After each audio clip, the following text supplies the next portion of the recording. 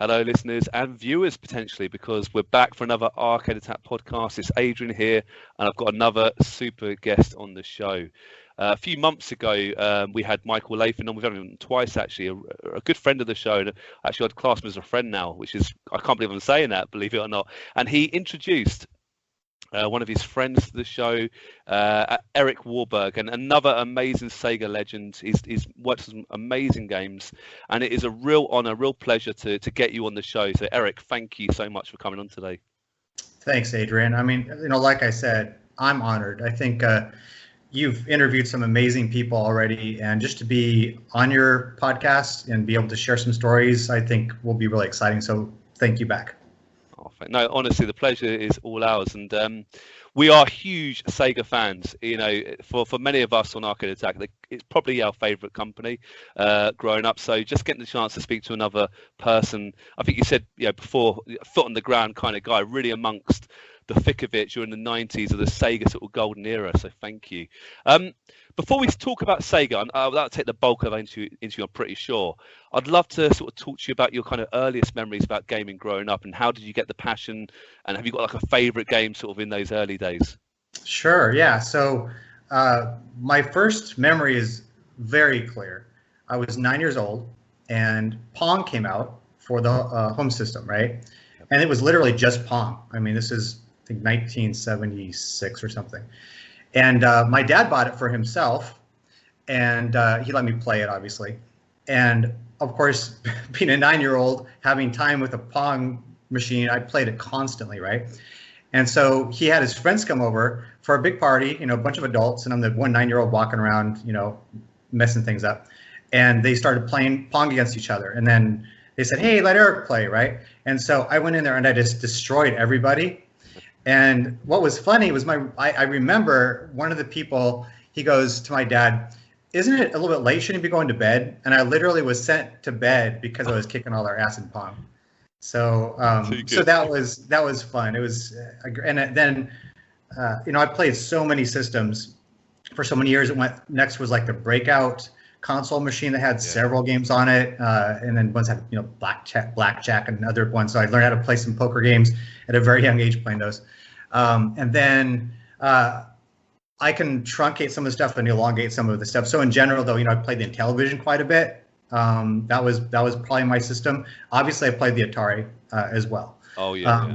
But other memories. So aside from just endless hours of playing games like like the Dungeons and Dragons, Treasure of Tarmin on the Intellivision, or just all these random games I just had a great time with, was I remember I would go to the 7-Eleven and I started playing arcade machines quite a bit, probably around the age of 11 maybe. And I mean, that was the golden era of arcade games, because there was no systems that were even close. And so played everything from Double Dragon to Karate Champ.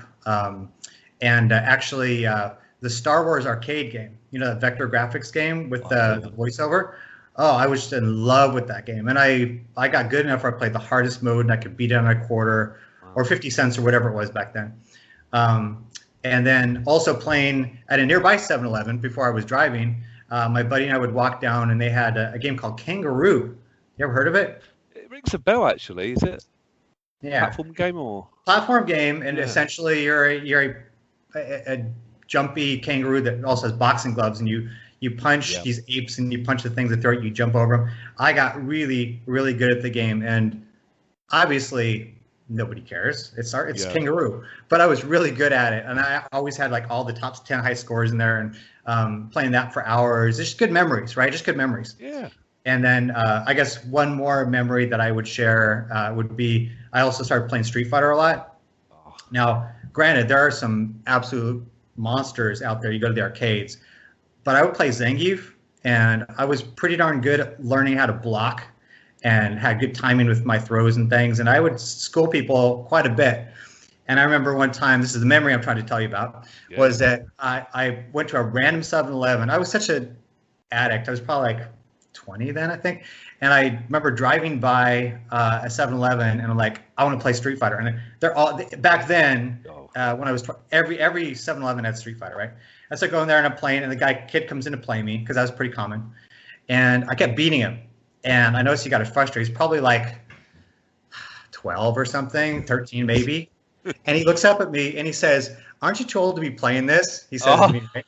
And I said, "If you beat me, I'm too old," was my answer.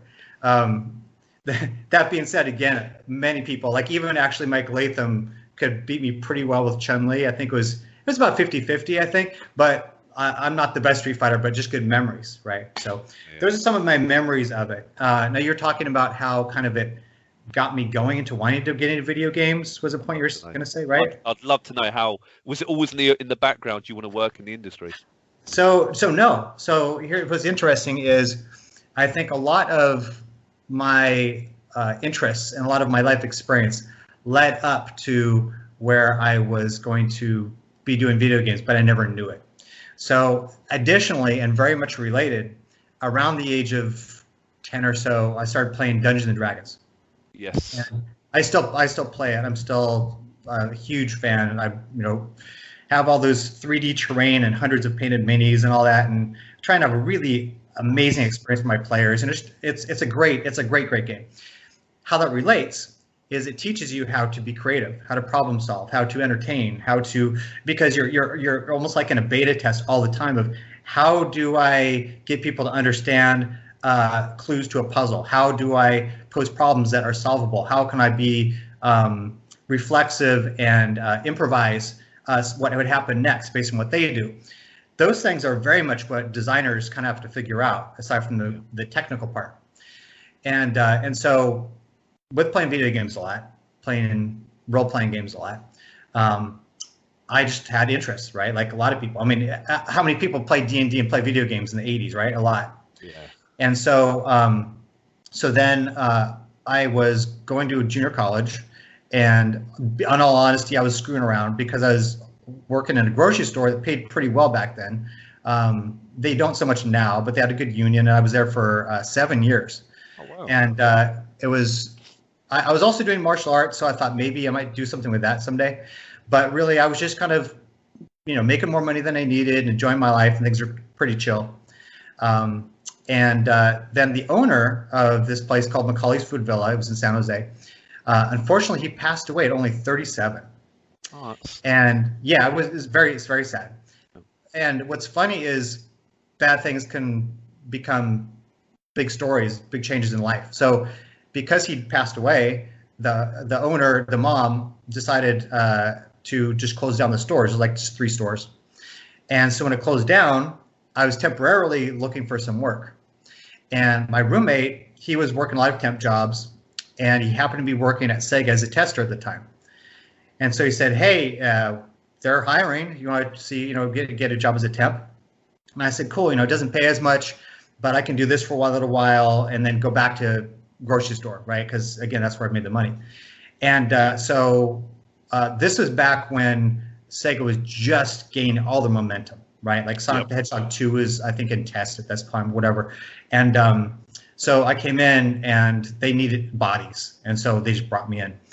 And I'll tell you that my very first experience when I first walked in the door was it was really cool. I was like, wow, look at all this Sega paraphernalia and stuff, all these, the activity and the energy is like, it's kind of cool. But I felt like, I mean, I don't know anything about this stuff. I'm just going to come in and test games and do my job, right?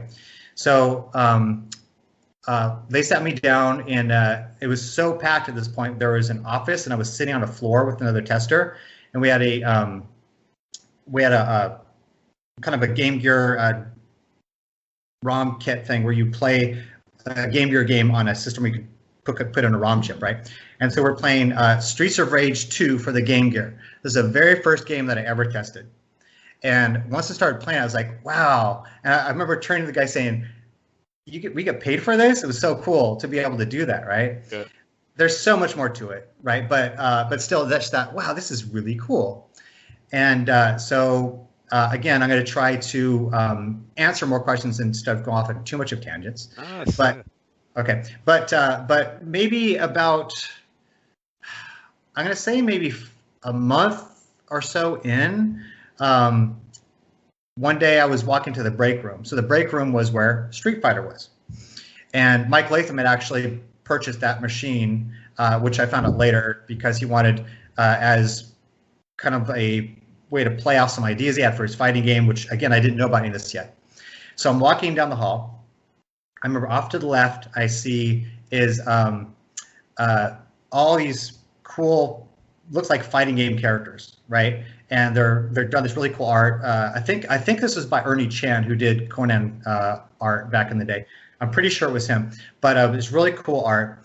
And then I saw stacks of martial art videos as well as Panther Productions, like how to do Jeet Kune Do, Taekwondo, Kempo. It was like, and been doing martial arts since I was 13. I was like, wow, this is really cool. I was just like, literally just excited, just that it existed. Like, wow, this. And so I started. Mike Latham was there.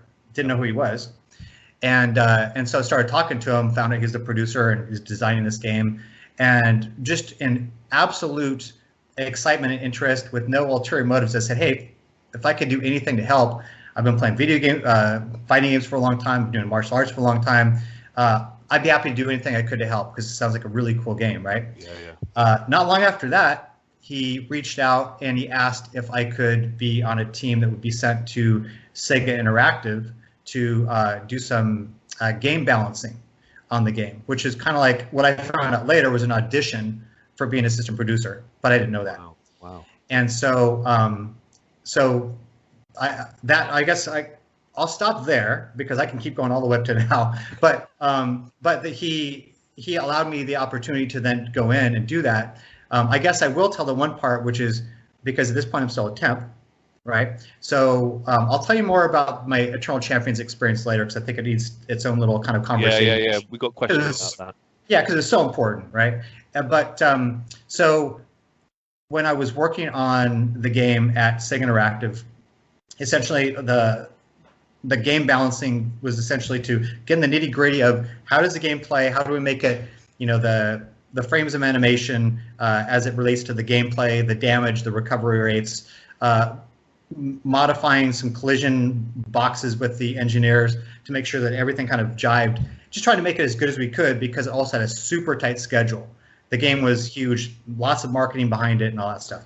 And so luckily I was 25 at the time, and so I didn't die, but we worked a lot of hours. It was my buddy Harry Chavez and I, who ended up, he actually was my best friend for quite a few years after this. But he and I, we just killed ourselves, but had a great time working on that. And then when I came out of it, a little more time went by. And at that point, an opportunity came up. And Mike said, I want you to be an assistant producer for me. And I was like, that's amazing. Cool. I would love to do this. One side note I would make on all this, which is because you're saying about how I got into it, which was I didn't think that I could do it because I need to know how to code or need to be able to do some kind of art or something else that would require an education related to that. Back then, back in the early 90s, there was very little, right? It was still a lot of kind of Wild West kind of stuff and, do you have the skill set? And so once I saw the things that were involved with being a producer, which is interpersonal communication, problem solving, being analytic, communicating, getting people to talk to each other, making decisions based on information. Those are just kind of things that you kind of have as traits, I think, or at least you can. And so, I said, yeah, you know what? I think I can actually do this. And that was also a big thing for me because I hadn't really done a lot in my life so far as exciting. I was very happy with my life, right? I'm like anybody, you don't need to be doing video games to be important. But I said, this is my opportunity. I knew as soon as I had, even before I was assistant producer, once I realized what it entails, said, Mike Latham knows me. I'm doing some high profile projects. I am going to absolutely kick ass no matter what it takes. And so that was really why I was able to make that leap and impress Mike enough to give me the opportunity and then continue to work hard to make it worth it, to make sure that Mike hired me for the right reason and not he didn't turn out so well, right? So that's basically that. Incredible. Yeah. That's an amazing story. Now I don't want to belittle game testers. Nothing. It's a really important job. But how long were you doing that for, Erik? Then not that long. It sounds. Yep. So a year and a half. Oh, sorry. So a good chunk of time. What games Yeah. did you test, and was there any particular moments that you thought, "Wow, I'm making a big difference to this one game"? And how would you explain a game tester? Because I think they sometimes not get a bad name, but they don't always get the limelight. Yeah, well, so I'm glad. I know we talked a little bit before this, and I wanted to talk about the test department. So one of the coolest things about Sega Test was that it was at a time when you couldn't just do a patch and be like Cyberpunk and just ship it and then we'll fix it later, right? You had to have games that were solid, and that meant that testers had a lot of responsibility to make sure they find those innocuous crash bugs or other things that are game breaking, because once the games are out there, they're out there. And it's also the reputation of Sega, right? I think in a lot of ways they saw themselves as kind of a bit of the quality of like a Disney kind of franchise where everything they release should be, not in a buggy game. And so that plus just the people that put it together, the people that ran it. And I've worked with some great QA people, but this is probably the best test department I ever worked with. And I'll tell you, there's one reason to also make all my friends who might be listening from later QA groups that I knew, is that the difference is, again, you didn't have the opportunity to patch stuff. And so in more recent ones, when I was working like, say, Gazillion on Marvel Heroes or something, it was constantly being updated, constantly updated. So the staff is small. What's the main problems? Let's fix the main problems, let the other ones kind of slide. So it's a different environment. And so you had to be a lot more military and organized in the old days because time was limited, resources were limited, and you had to ship the game. And so we had day and night crew at its height. Wow. I forget. I think Mike Latham said it's something like 100 people or something. That sounds about right. So you'd walk in, if you're just a tester and not a lead or something, you would walk in and it would show what your game assignment is. Which was either exciting or heartbreaking. If you're, oh, that game's so cool, I can't wait to play this. Or Little Mermaid Game Gear again, right? Yeah. And so you would then get a test plan. So the test plans entail all the things that the game can do, everything from going through menus to finishing the game in a different mode, to playing a character, to using a certain power. And because there's so many of them, it would be dispersed amongst the testers of that day, right? So you might get, like, you're just going to play level 1 over and over again and do these different things. And you have tick marks and things, and then you put in hours. And then at the end of the day, you'll go to the database and write bugs. And they had, of course, a format that they would use. And it was pretty disciplined, frequency, where, what it should do, all that kind of stuff. It would be redlined. We had a guy that would do red lines and make sure the grammar was good so the developers could read it. The leads would come in and ask questions if they don't get it. They also might duplicate, say, Bill Person found this one already, so we're going to duplicate that, right? And then you would go through the cycles and you get new versions from the developer, and you would verify the fixes are made, all that stuff. And so you would go through that, a lot of crunch time. The great thing was everybody's hourly, and a lot of these guys just did nothing but kind of hang out and play video games. So they're like, cool, I'll stay for the weekend, right? And another great memory of Sega is Sega Test was that every Friday during the season, Seinfeld would be ran at the beginning. So you sit down for about 30 minutes, and it was just great because that was when the show was at its top, and you're hanging out with all your friends, or doing video game stuff. It was just great, and so Sega Test is also really interesting. Had a diverse amount of people that would be in there because these were a lot more like the stereotyped ones, the guys that would basically smoke pot and come and test video games, right? Not all of them, right? I didn't. Yeah. But that there's a lot of different types of people that come in. But then you have people that are going on to a big college later or whatever, people that have aspirations of being an engineer. So you had a mix of people. Yeah. So we have people that went on to be CEOs of their own company, people that stayed in the video game industry like me for many, many years, people that did a lot of things and just went on to do cool things, people that just went in totally different directions and did different stuff. Yeah. But then, we've had, because it's such a big group of people, it's like a microcosm of humanity. And so we had some great things and some sad things too, right? Like we had a friend of several of us, mine included. He was unfortunately murdered. I think it may have been drug related, but that was heartbreaking because I had seen him like, the week before, right? Yeah. We've had, but then we've also had people that got married there, but then also divorced while they're also still working together. So lots of different things. But I'm friends with a lot of them, and I cannot say enough good things about the Sega testers. They're just really, they were a good group. So there's a lot to it, and I'm glad I did that first because I understood that part of it. Because as a producer, you need to understand that.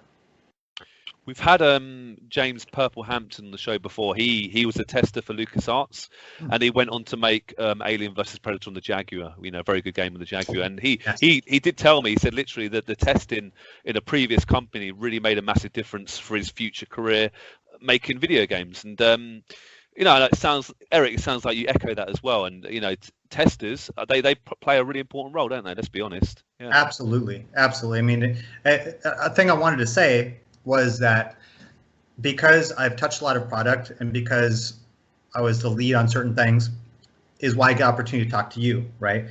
But people that like maybe a really good artist or a really good junior engineer or a great test team that worked on a game, they all made a difference. It's my job. I would just be a guy with ideas is all it would be if I didn't have all those other people that I worked with, right? So yeah, I mean, they're all important. Testers important, and it does make a difference.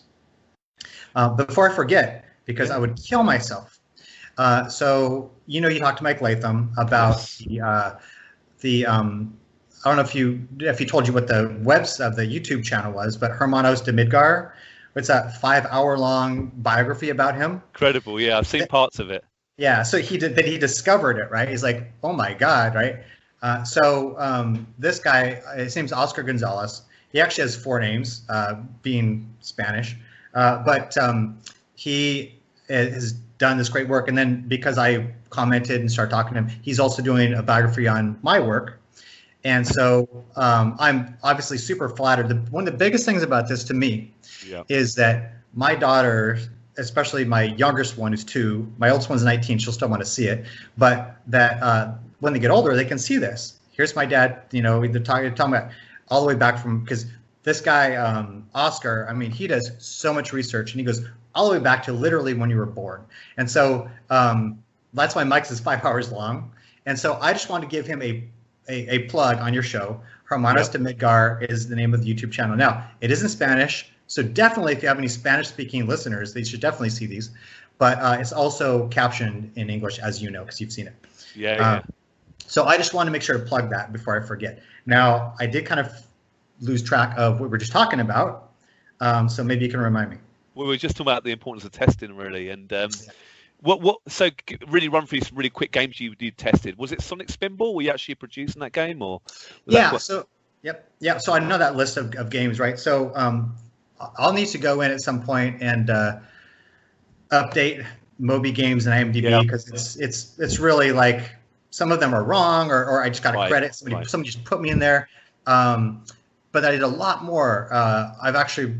This is actually a question you have later, so we'll talk about that later. But speaking specifically on Sonic Pinball, I do believe I was a system producer on it, and that just means I was helping the producer on various aspects of getting the game through QA and all that stuff. Now, this is a main thing I want to say about the roles of producers at Sega working on Japanese product. We, for the most part, not a whole lot of credit we should be taking for it because we just made sure that the game was localized properly, that the content didn't have something strangely offensive, and then made sure that it went through QA because there's always bugs with the US system or something maybe that Japan didn't find. Working with marketing and working on getting a test plan with the testers, all those things. There are some games that I touched on more. We can talk about Blazing Heroes, right? Later. But so far as most of the Japanese games I worked on, I do have some stories about some of them, but most of them I basically just took it and helped ship it. It was exciting to be the producer on it because, it's like, wow, I'm in charge of this thing going to market in the U.S., right? And they were amazing games, and also taught me a lot as a producer and a later designer. And so, yeah, so yes. Now, Sonic Pinball. I believe you had a question about Sonic Pinball too, right? I think we got a social media question at the end. We can save it to the end if you want. Yeah. Okay, sure. You mentioned before off air, Erik, that you've met some pretty big celebrities, some big names, and Michael Latham told a great story about meeting Michael Jackson, and Mac Senor, credit to him, he gave some great stories about meeting Joe Frazier and some other boxers. Yep. It sounds like an amazing place. You were at Sega for a good number of years, and I would love to hear some stories about maybe Michael Jackson. I think MC Hammer, anyone maybe else you've kind of met. I know it's arguably my favorite part of the podcast when I hear about these amazing names. Sorry. Yeah. Oh no, for sure. I mean, it's you know, I'm sure that I'm going to leave some stuff out in our cast here. So sometimes when things come to mind, I want to bring it up. Yeah. And so once things are really going, once I understood where I was, what I could be doing or was doing, it was an amazing, magical time, because this is where I think I could relate the most to a lot of your listeners, where it's like, wow, it'd be so cool to work at Sega. Well, unlike Mike Latham, was very seasoned. He was an accomplished, smart, technical producer, business guy. Like, he knew all this stuff by the time he started working at Sega. So I'm sure he loved working at Sega. But for me, I was like Ant-Man joining the Avengers, right? I was like, wow, look at all these heroes around me. This is so cool, right? And so it was exciting and magical, and just going to my favorite memories I had was going to our all-hands meeting. And it would be a big ballroom in a nearby hotel, which I got married at later, 20 years later, which is kind of funny. But that he would show, here's how we're doing against Nintendo. Back then is actually when we were actually taking the share of the revenue over Nintendo of America. We actually were winning, which it was fairly short-lived, but a big deal. But then he would show Tom Kalinske, right? Awesome guy. He would show all the Sega commercials before they even came out. And, you know, with the Sega Scream, I mean, we just loved it. It's like, you know, we felt like we're winning. We're part of this great team. I worked on that game that this commercial he just showed me, you know. So it was great. Now, to go back, because I just told you I did tangent, so I don't forget, to go back to the celebrities. So the funny thing was, I didn't actually get to see anybody, but I have two great stories. Yeah. So the first was Michael Jackson. So he came in during the day shift.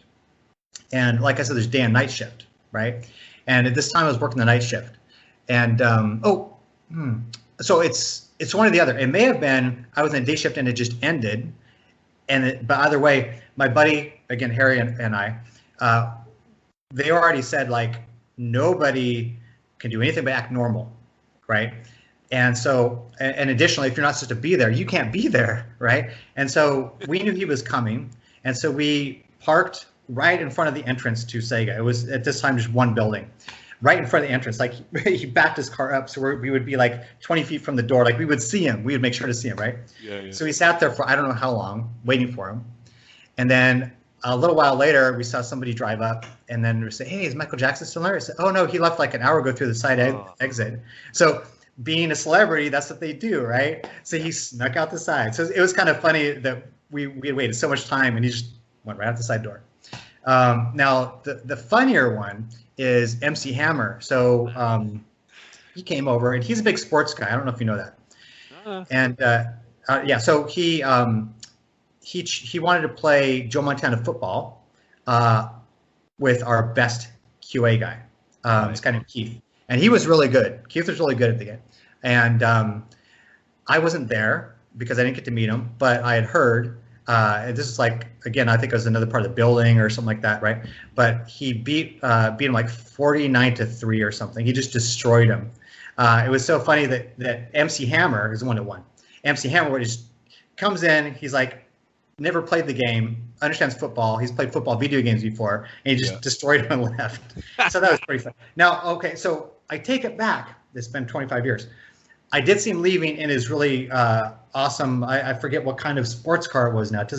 I can't remember. It was like I want to say it's a DeLorean because there actually weren't great cars, but it was something fancy like that, right? Yeah. So I remember him driving off with his big, huge bodyguard who could barely fit in the car. So that's smart. So I have more I can tell you later. I met a lot of people when I was Electronic Arts, but that goes into the post Sega. But we could talk about that at some point in the podcast if you'd like. Oh yeah, 100%. Yeah. So yeah, those are the two celebrity stories.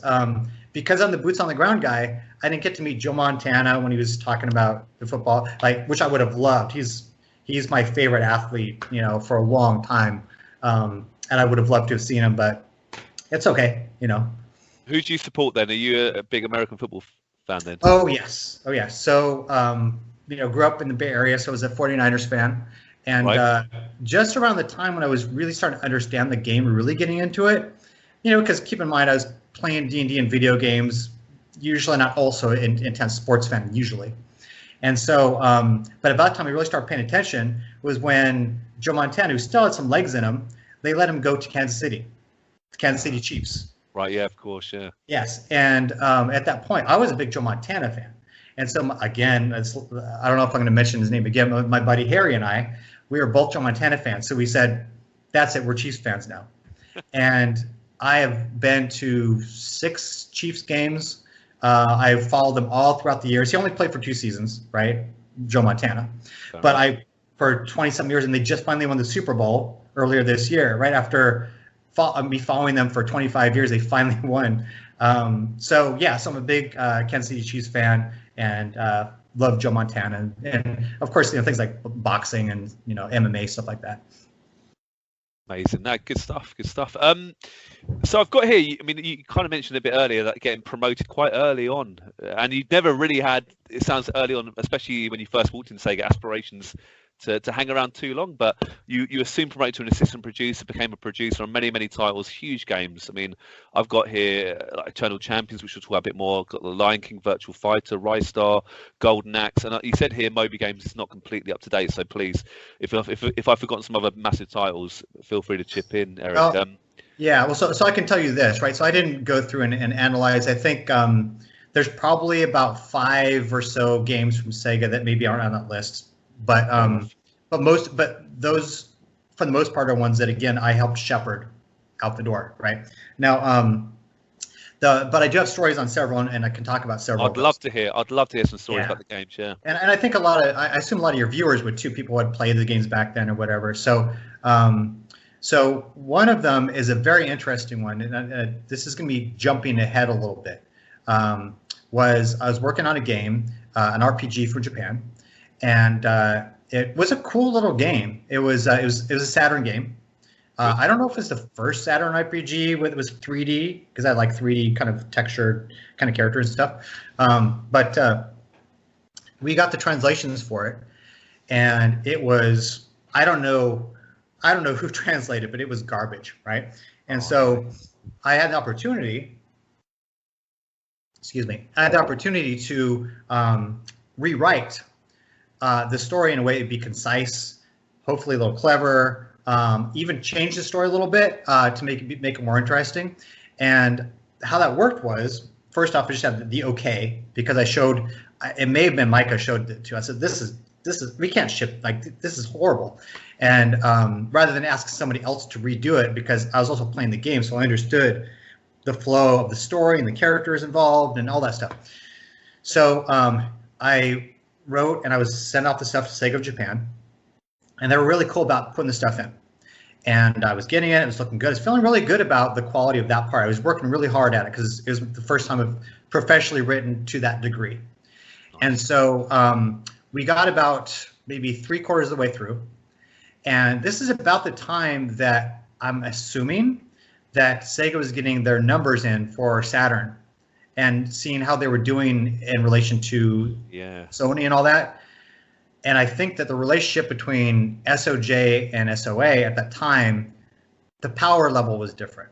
So because SOA was doing so well for so long, Sega of Japan was very accommodating for a long time. Budget, greenlighting games, all that kind of stuff. Like they were very amenable to stuff. And I will always say good things about them, by the way. But it was obvious that there was a shift because I was 3/4 of the way done, and the producer in Japan that was helping process all this translation, he said, "Yeah, our exec producer said we're not doing that anymore." Oh. And I said, we can't not do it. I said, it's like I have partially written story, right? And they said, no, they can't. And so I don't remember if I went to Mike and Mike talked to them, or I don't know, whatever it was, there was no opportunity to get it in. And so what happened was that the reviews came out, and I warned them, by the way. The reviews came out, and I did send you that one review, that one snippet, right? And so in the snippet, it said, well directed, nice flow, pleasant, good game, but then it starts to fall apart at the end and gets really confusing and muddled. That's exactly what, and they're speaking specifically to the story in the script, right? Because the gameplay was the gameplay, which was fine. It was a good game, but I was like, they literally caused bad reviews by not a comment, which would not have taken that much more effort, But I think it was the thing, like, we're not helping them anymore because they failed us, right? And another story on that game, which is interesting. So I forget the original name, but it was a strange name that wouldn't. This is something a lot of Sega of America producers can take credit for, which is helping to rename games, working with marketing to rename games to be something that makes sense. Sometimes they still don't make sense, but so I remember as producer, I went to QA and we did just come up with names, and we had a huge name list, and we ended up coming out with Realms of Mystaria, Mystaria, I think. Yes, and so sounded good to us. Sounded very role-playing game-ish, and Realms of, and a fancy name.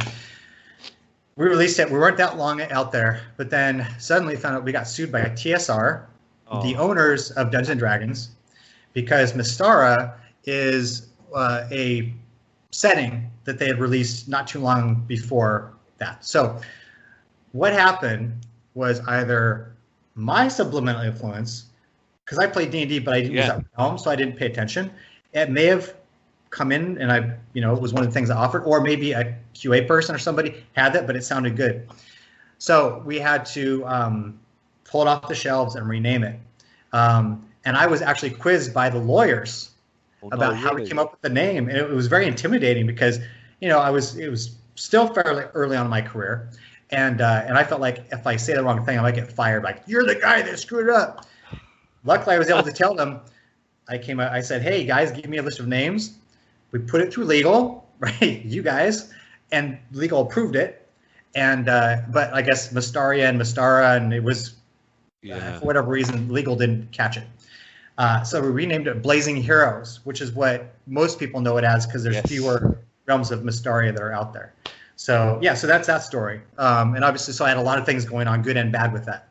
I've got another kind of, sorry, do you own those two copies yourself? Do you own both versions with the difference? I might. So I've moved so many times. I think we should continue just conversing in general, and I'll see if I can dig up some old stuff. But I've moved so many times that a lot of those things aren't around anymore, which sucks. I mean, you always regret stuff like that, right? Yeah. But I might still have it. But the truth is, if not, you could probably buy it online, so probably somebody has it. But anyway, so another story was working on Virtua Fighter 2 for the Genesis. That's amazing. Just the fact they're trying to get that on the Mega Drive. Yeah. I mean, I was really impressed. I mean, the game played completely solid, because the reality is Virtua Fighter really, in a lot of ways, plays like a 2D game. At least it continues to kind of shift the players within a step or two. I'm not saying it's a 2D game, but it worked for what it needs to do. And so the game played a little bit like a hybrid 2D, 3D game, but it's pretty much identical to the players. Now, the reason I bring this up, because again, I didn't do anything on this game. I was like, I didn't say, no, add a character or something, right? But what we did do, because there's no voice, when it was the end of a match and you beat, like the endings were really generic. They're like, you should try and be stronger next time, or just something, because they were just, whatever it was that Japan gave us, it was just like things to say.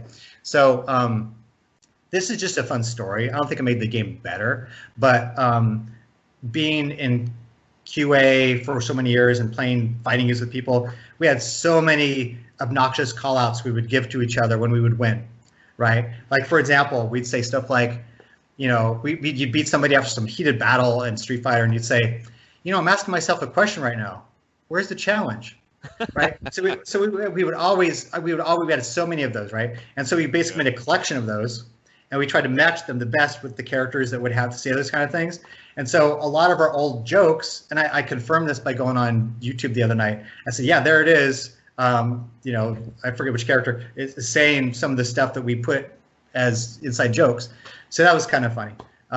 Again, not something that made the game. Oh, it kind of made the game better. It's kind of cute, cheeky, right? That's good fun, isn't it? Yeah. So yeah, and I don't think so far as Sega Japan games. I mean, I have like little things like Ristar and Estal for Saturn later. But again, I didn't do anything for those, but those were pretty memorable projects to work on just because of the games that they were, right? I guess you should keep talking that. I could tell you about Estal and Ristar, right? Well, yeah, definitely, please, yeah. Yeah, so for Ristar, what was interesting with that was I didn't know it when I first got it, but they, you know, because a lot of times you just get assigned. Sometimes you get to pick, but usually you get assigned the games. And I found, oh, this is the guys that did Sonic. I was like, whoa, this is the Sonic guys? And as soon as I connected, like, oh, I could see now, because it was a very tightly, well-crafted, well-designed game, right? Characters interesting, the environment, this music, everything was just on point. Obviously slower and purposely so than you know, Sonic, but the problem with that game was something happened to Eternal Champion Sega CD, which is that it came out late. Life, yeah. Yeah, I as I recall, they tried to release the game to breathe a little more life into the Genesis before it was kaput completely, right? Yeah. And it was a good game. It probably sold fairly well, but it never could get that momentum because the game was already, people were already like looking forward to the next system, right? Yeah. And what else about that?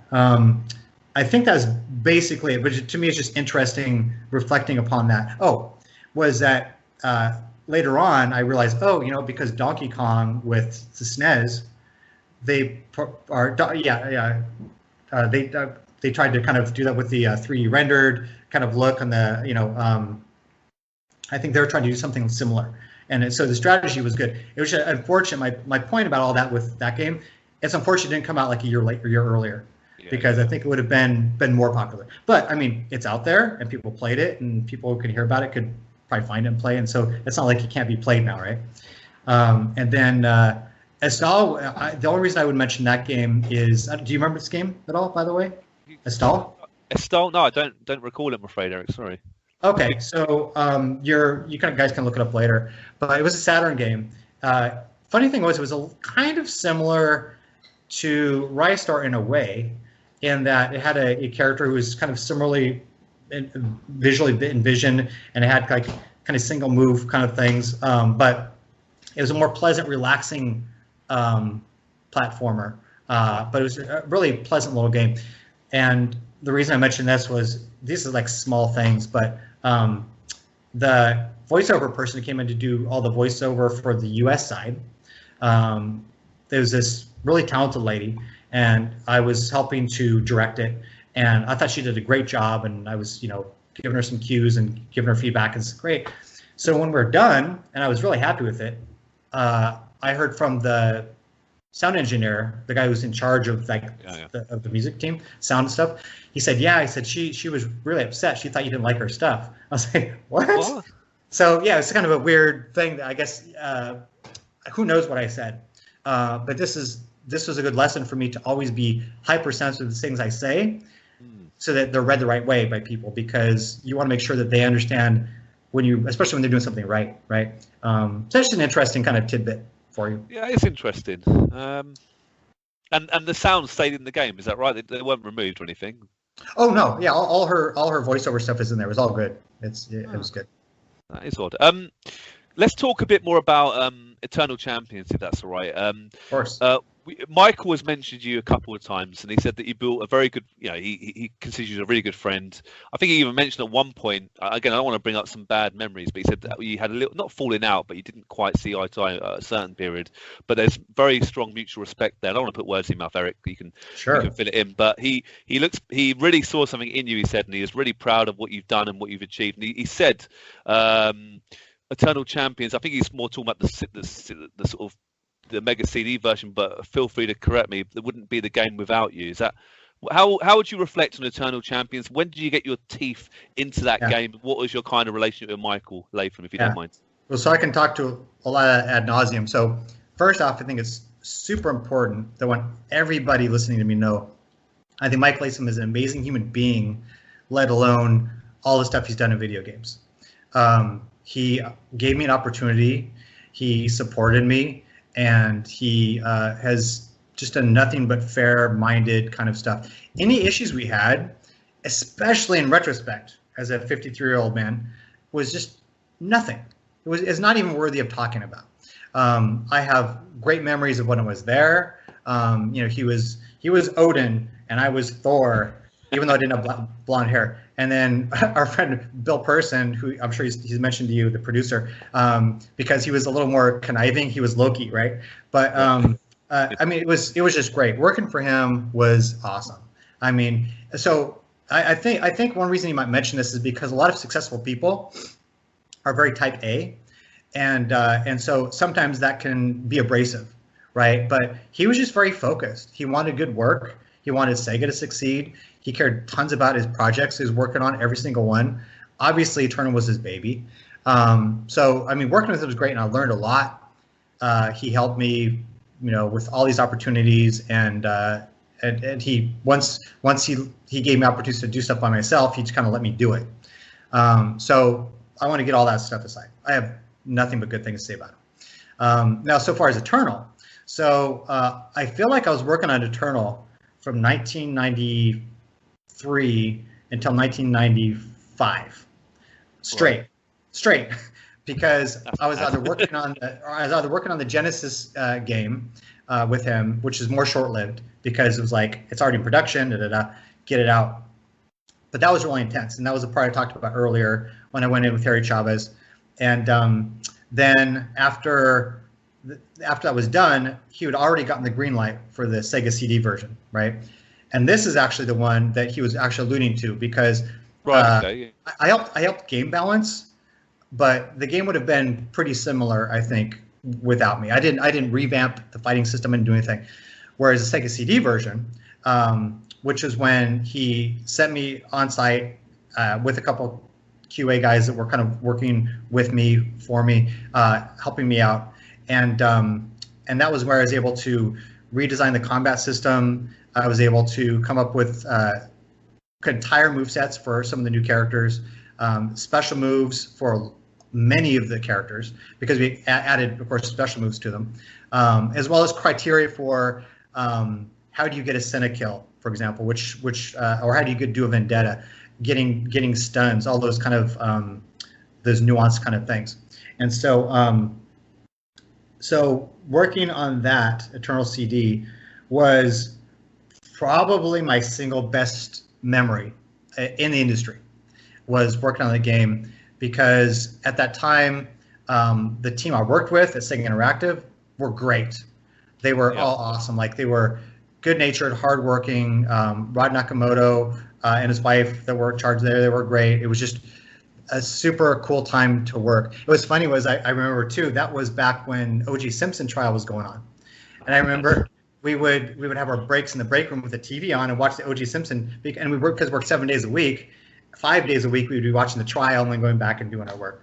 But yeah, I mean, just working on the game, and then it got better and better and better. And this is a game that actually was released the quality I think that it could have been. And it was late. I don't remember how late, but it was a good quality game. Now, I don't know if Mike told you or if you've done research on it, but it was on like 7 or 8 video game magazine covers. And the reviews all across the board were like 8 and above on all of them. Because I'm proud of that project. I think we did good. It was like if you take these amazing characters that he built and the world that he built, integrating this, all the animations, all the cinematics and things that are tied into the story and the characters. I don't know if Mike also told you, but almost all of the disc was filled up with content. Oh, really? Yes. Between all the characters, the hidden characters, the moves, all the music, all the Cine kills, all elaborated animated kills. Like it almost took the entire disc, which is definitely a bragging point because that's hard to do. So a nice story for you was that because I wasn't there on site nonstop for a year and a half or whatever, I was back a lot in Redwood City, and I would have Sega testers come over for big barbecue and Troll Champions. And so we would, all the guys, and some guys tested our games, some didn't, but I'd probably have like 20 plus people come over from Sega Test I used to work with. We'd all have barbecues and we'd just play tournaments. So I don't know if you remember, right? There's all those tournaments in the Sega CD version. Are you familiar with that or not? I put my hands up. I used to own the Mega Drive version. I've never actually played the Mega CD version, Tree. I put my hands up. I'm sorry, Eric. That's fine. That's fine. I've heard it is a definitive version, though. I've heard many good things about it. Yeah, and this is totally fine. And actually, you're part of that story of why it's a shame about the game, because the game came out when the system was I was already dead. It was like one of the last games that I think Sega released themselves. And so the sales were nowhere near what they needed to be. The reviews were amazing. But that's why people like Oscar Gonzalez guy I told you about what he did it specifically because he loved Troll Champion so much and the Sega CD version. But I was really proud of that game and the opportunity to do what I did and the ability to not ship the game too early, which is so common. So many games, and you've played them, if only this game seems like it's not complete. Like, a lot of times that's just the case. Like the games just get released too early because you have to. I think, and then you also did some of the press tour stuff for that as well, which was a lot of fun. Got to go all over the U.S. with our PR team and talk the game up because, as Mike told you, for a guy who's so outgoing and kick ass, he doesn't really like to do a lot of press stuff, and so I became the guy. And so it was fun because I got to go to Minnesota and New York, all over, and then also sometimes be interviewed for different video game magazines. Like, wow, I'm in the Game Informer. That's so cool, right? Nice. Like I was still young in my industry, but it's exciting to be in there, right? Yeah. It's exciting to be in the magazine. So, yeah. So that's Eternal in a nutshell. But it was amazing. It was a really good time. I mean, do you have a favourite character, Eternal Champion fighter, and also I'm going to annoy you now, finishing move. It's not called a finishing move, is it? It's called a you have to put. Well, so there's a few different names. There's sudden deaths. There's vendettas. There's Senna-kills, and now I forget. There's two different versions for the background kills. What is the other one? Not the sudden death. See, it's been a long time, but so I could tell you on all those. So I think my favorite character so far as effective, because he had the best moveset, was probably Ramses. Because I was able to design both his regular moveset and his special moveset, and so I knew, someone jumps, they do this. If they're this distance, you do that. If you're low on health before the round's over, you do this. All these different kind of tactics, as well as just the combos felt pretty smooth. So I liked him. And then the thing is, I'll tell you, I have a soft spot for all of them. I mean, even and since you didn't play the Sega CD version, but even the Yappy the dog, the little hidden little pup that you could fight as, but all of those were fun in different ways. But Chin Wo was one I liked because he did monkey style kung fu, and he had a cool hoop that he would use as a weapon, and being able to design out those moves as well as design out the special moves was just a joy. And so he's probably my single favorite, but man, I mean, they're all cool. So far as background kills, so the Senna-kills, I know you didn't play it, but are you familiar with what a Senna-kill is? If not, remind me, Eric, please. Yeah. Totally fine. And I'm not offended, by the way. Again, you're exactly the example of why the game didn't do well. Like, you're already moving on to stuff when that came out. Yeah, sorry. So, yeah. So the Senna-kills were basically the Dark Champion would come in and he would grab the loser of the fight and pull them into this cinematic, like a Freddy Krueger kind of killing cinematic, right? And so you would have, for example, Shadow would get killed by multiple throwing stars, right? Like they just come out, fly to shoot, kill, whatever. But my favorite was Trident. Of course, you remember him. Yeah. He appears in this. He's in this tower with the Dark Champion. They always start in the same place. Like it's the Dark Champion. They're like, "What's going on?" And he puts his hand out and he turns Triton into a fish. And the camera zooms and you see the fish kind of flopping around and the eyeball is like frantically looking around. And then you see the foot of the Dark Champion. He goes, and it goes to black and you're a squish, right? Wow. So that was one. And then a Vendetta. So the Vendettas are basically, like the Mortal Kombat equivalent of fatalities, right? So these were added also. And there's one with Larson.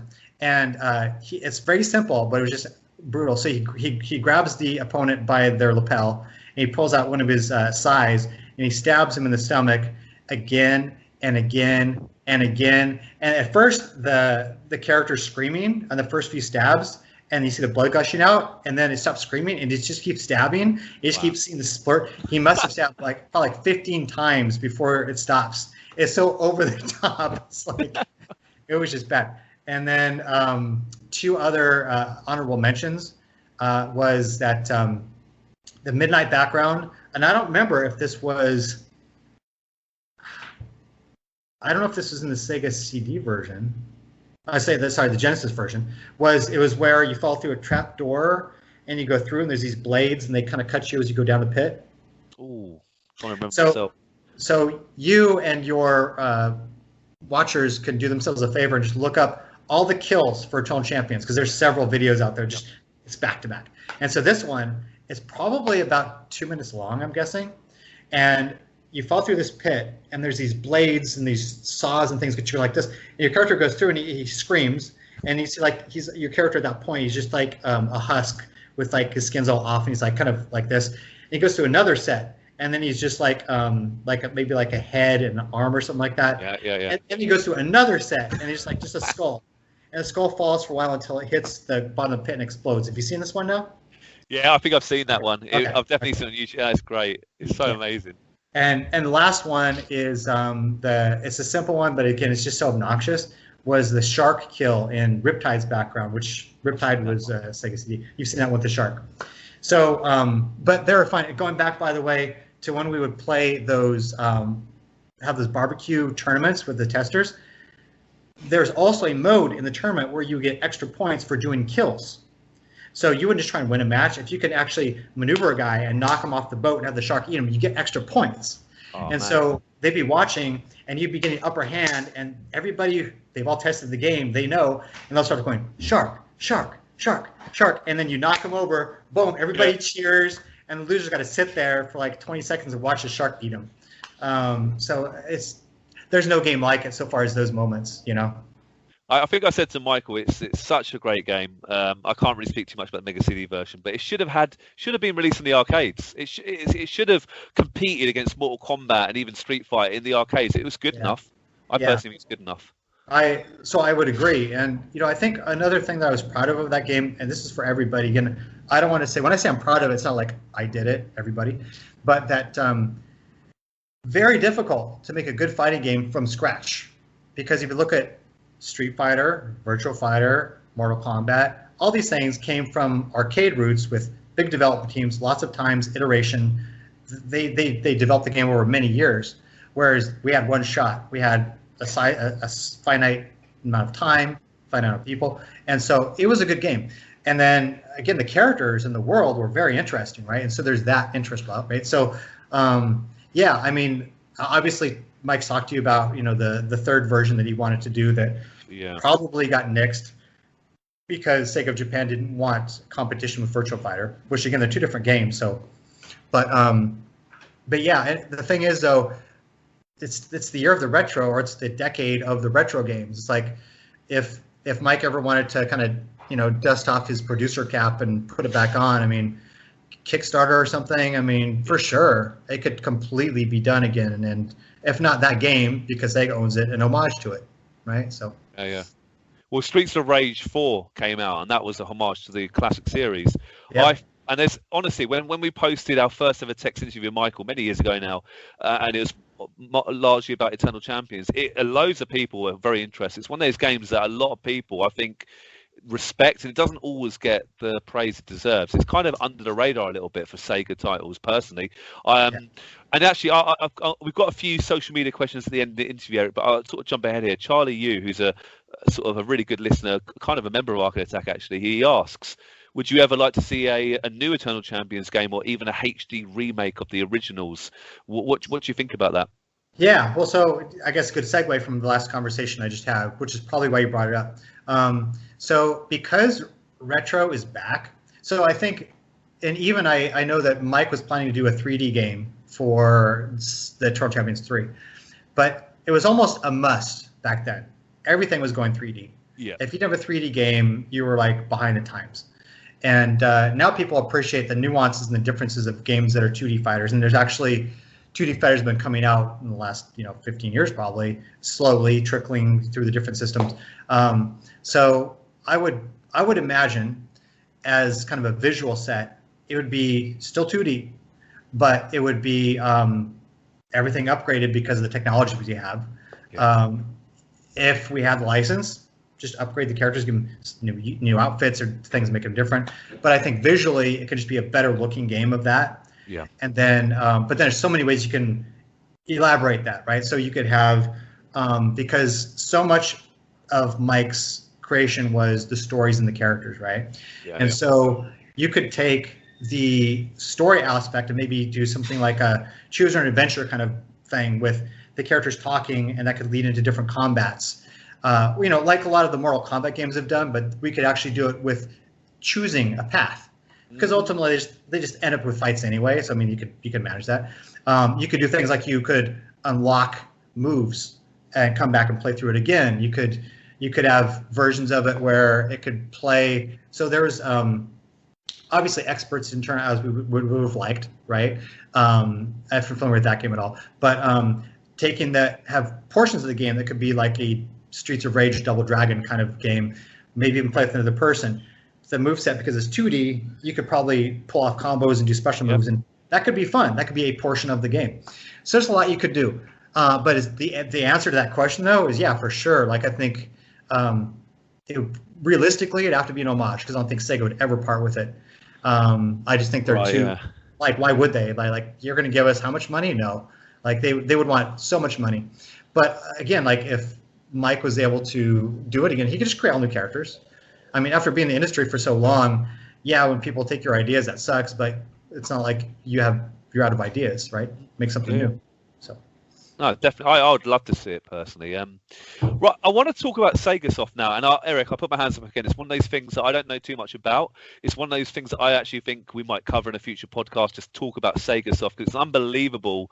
It's an unbelievable thing. And I honestly, I'm quite I'm not an expert at all, but it's. I'd love to know. Could you briefly explain what it's all about and how it was conceived, and were you involved in the whole? I know you're involved in the game in SegaSoft, but what's your views and your role on that particular project? Yeah, well, so I don't know at what point I was a full producer. I think it was like right before SegaSoft became.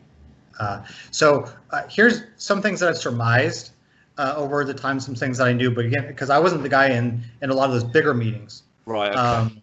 I was the guy in the meetings about the games we're going to work on, as opposed to the strategy or why we're doing the entire endeavor, right? But here's my assumptions, right? Is that, again, Sega Saturn, for as cool as it was, and it had some really cool games, was just not competing well with Sony. And I think that there probably would have been a sizable amount of layoffs at Sega because of that. And so I think there was an opportunity they saw as, well, we have all this production staff that have made a lot of Sega games that they believed in. And so they basically created a startup, because it was a funded startup company, right? But it was tied to Sega by calling it SegaSoft. Now, we didn't have carte blanche on anything Sega. Everything would have to be kind of negotiated and stuff. And as I recall, we did pretty much nothing that was straight up Sega. I might be wrong, but I don't think so. And so it was really more of like, in a way, think of it as games by people that made Sega games, right? Now, the other thing was that more importantly was they tried to take a different avenue. So because they continued Sega, right? Like some people went on to Sega proper, did Dreamcast and more Saturn games. That we were focused on the online kind of growth, which was people playing Quake, all those things. We wanted to become a hub where people come play our games, right? And that then we would create a lot of PC games that would then be exclusive to our site, right? So we also had a big interest in making online games that we could host. And so so we did that. We had this guy, Curtis Aldano, I say this guy, a producer and a friend of mine. He was in charge of a mod for Quake called The Bomb, which was unique to us, and we hosted it. And it was definitely the most popular thing we had on our online hosting site. And then we had a variety of products that came out, though. Not all of them were online only. So we had, actually, our biggest seller was Cosmopolitan's Virtual Makeover. Okay, so Cindy Claveren, she was with us back then, and it was like what it sounds like. You take a photo and you like put hair on and stuff, and people bought it up, and there's many different versions of it, and it did well. That was just an opportunity. I think Michael said, he's very popular program. Yeah. Yeah. Yep. So there's those things. Then there was some games that were not online that were just opportunities. There was a game called Emperor of the Fading Suns that I worked on. This fairly small, very dedicated, very smart group in Georgia that worked on the game. And the game was maybe half done or 3/4 done. And so the cost to help them finish it and publish it was reasonable. So we did that. That was not online. I mean, you could play versus, but it wasn't like hosted through like, you don't need anything other than the other person. As an aside to that, by the way, tell stories about stuff. So you've heard of the UFC. Yeah. So for I think 4 years, I trained under Brian Johnston, who fought in the UFC several times. And so he was fighting in Georgia, and I needed to meet with the developers about the game in Georgia. So I doubled up. I went and I met them, and actually took several of them to the UFC to watch it. And they were shocked because they'd never seen anything like this before in person. I think they were happy that they went. But what's even more funny is because this is like UFC 11 maybe, so it's a much smaller venue, and so they were actually in videos in the background watching not the background, but actually the camera's panning and you see them. So here's these developers working, they're like going, oh, what's going on? So it's kind of a funny tidbit for that. Now some of the stuff I'm just trying to give you some background anecdotes, right? And it's like maybe they're not important to anybody. So game wise, so 2 important games that I worked on, one of which was such a famous failure that it actually is famous, and another one that was a famous success, but that, as you're mentioning, people don't really know about. So I'll talk about the bad one first. So please. There's a game called Flesh Feast. Actually, so let's start from the beginning. It was not called Flesh Feast. It was not called that. So very short backstory on me. I love all things zombie. I've seen so many zombie movies. Obviously love the Resident Evil franchise, all that stuff. So there's a developers in Norway called InGames, and they were also partially subsidized by Norway. And they sent us a very simple animation of this 3D zombie crawling out of the ground and crawling and walking forward, right? It was pretty simple looking, but the potential was there, and it was a zombie game, and I could potentially work on it. And so I was like, we should do a zombie game, right? Yeah. So this could be a longer story, so I'll make it a little shorter. But essentially, what that grew out was a lot of discussions with the guys, of course, signing them on. One of the biggest problems that I think SegaSoft had was we didn't have a lot of funds. I mean, making a game is expensive, right? And so I still remember it's only $500,000 budget, which is not nearly enough for a super quality game because it was from scratch too. It wasn't like they had a game almost done. And so we had a limit, and also they were new. The first video game they'd done. Right. And for my part, my failures were that I was split up on several games, and my focus was here and there. And when I gave them design input, I didn't give them deep enough design input. And so the game became what it was. So the essential concept of the game that I worked out with them was think of it like the Dawn of the Dead movie where they're trapped in the mall, right? So that's going to be kind of like the marquee kind of level part of the game. But I want to do that over and over again in different settings. And so the basic story was there's this organization called NASAT, and they have this big island that these weird things are happening on. And so you're sent there to find out. I think I'm a reporter or something. I don't remember. Which is funny because, of course, the Dead Rising game that came, years later.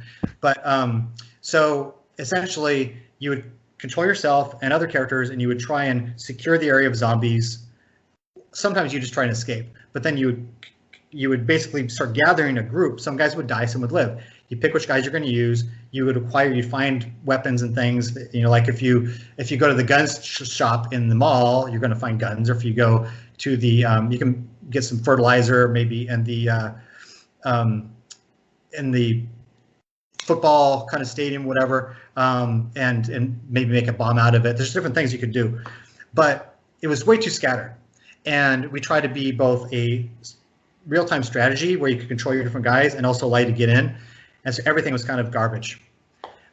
Because it didn't give enough design input, I think that it didn't have enough kind of like moments of excitement or like tension. It was just kind of like a same-ish kind of thing. Yeah. But it has its charm. And there's actually a retro review of a guy who said, you know what, for all of its problems, I really enjoyed it. And so it's a weird thing where it's almost like a bad movie, right? Like, it's so bad it's good. Yeah. And so with that, we did the Tommy Tallarico stuff, right? So I guess probably segue into that a little bit. So Tommy Tallarico was, of course, with Electric Playground for a long time. And I don't know if you've seen his show at all. I've seen bits, and we've had him on the show before. What a great guy. I know what you're talking about. Yeah, very talented. I mean, he's brilliant, and he was conversational. I mean, for a guy who's done so much, he definitely has an opinion of himself, but you know what? He has an opinion of you too, and it's a good one. He's a good guy, right? And so he's very like energetic and brilliant and just fun, and it was great. I loved him so much. And so we made 2 videos because he worked at SegaSoft, and that they would do these promos for different games we're doing, right? Yeah. So I was producer on both Flesh Feast, and we'll talk about later, Net Fighter. So for Flesh Feast, he and I came up with skits. He does skits for most of them. I don't know if you've seen him. So he does interviews, but he shines with skits. And I love this because and you can find these online. I send you those links, right? But they're I think it's I want to say season 2 of Electric Playground, but whatever it is, it basically, the Flesh Feast one, we're sitting around, it's dark, and we're eating from this bowl of mush. But it's got like this weird kind of light to it, so you can't really see very well. And we're talking about the game. We're showing snippets of the game. I'm telling them how awesome it's going to be, which is a lie. And so at the end of it, by the way, at one point I pick a plastic hand out and I'm sucking on the fingers, and you realize we're supposed to be eating bodies.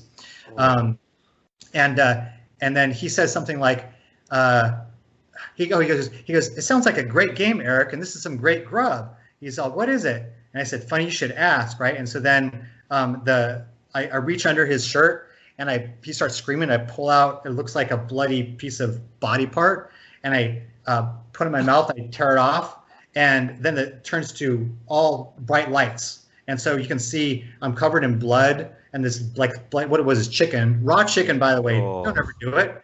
We didn't get sick, but it was just stupid. Nonetheless, and he falls back, and all the testers who are from SegaSoft came out of their cubes as zombies, like, "Rrr." And so it was just such a fun bit. Like, I would do the game again just to be able to do that funny skit from years ago.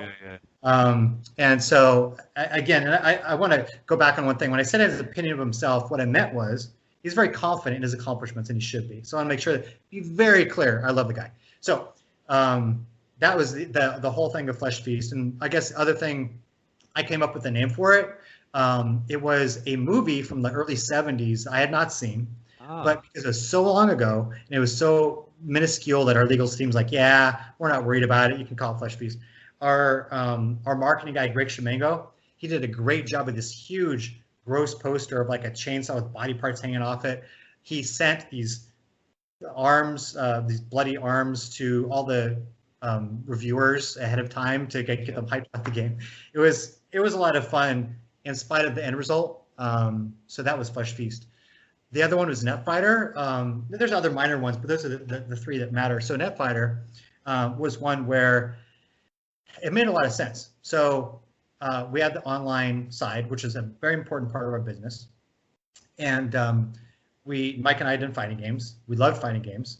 Yeah. And so a conversation was had, and we said, yeah, you know what? Let's try to do a fighting game on the internet. Now, 1997 or 8 and 98, in 14.4 modems, it was just garbage. Like you could not, because of the fast twitch nature, much more different than something like Quake that has predictable kind of momentum and the reticules and things. Like you can kind of figure things out and it works. Fighting games are like, do you block? Do you time this combo correctly? You know, all that stuff. So the general idea that I believe Mike came up with was that we just need to find ways to do predictive behavior for the AI to take over when the packets aren't being sent properly. But then it went even deeper with the engineer and designer, or I was the designer, but designing it, which was have all these very intricate, detailed things that fix a lot of problems. I'll give you one small example because I don't want to go ad nauseum and bore everybody. But so when you would hit a button to attack, there would be a 500 millisecond delay on your side before you see the animation play. Right. That gives a half a second for it to get to the other person, and then it plays immediately when it gets to the person, so there's no delay on their side. So now you've already given a buffer.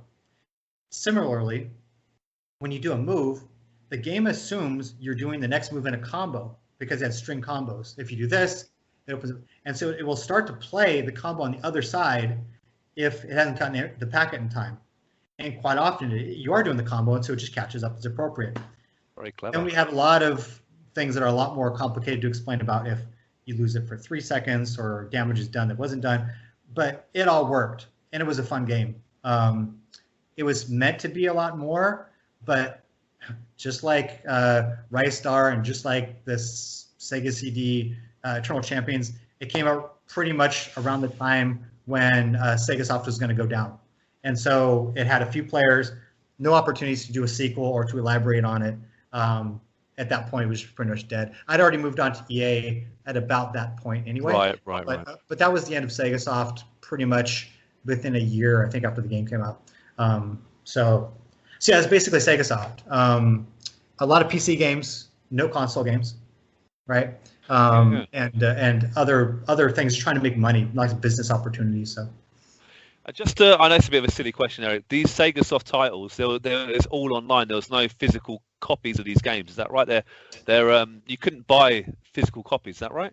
So in some cases, yes, because they're online only, right? So think of years later, I worked at a company called Gazillion. They did the Marvel Heroes MMO. If you've ever heard of it. Yep. Great people, great game. I had such a good time. But once the company went under, can't play it. It's done, right? It doesn't exist.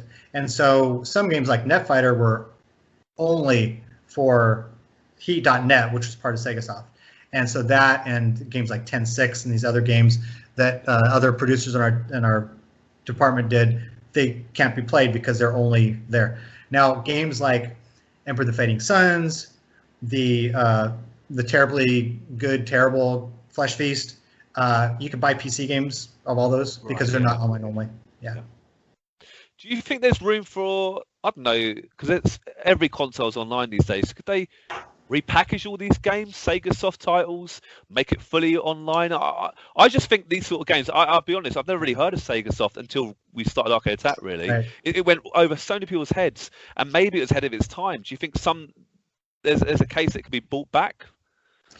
Yeah, well, so I think you made a good point. It's funny because a lot of things you say are actually cases in point to a lot of things I'm trying to say.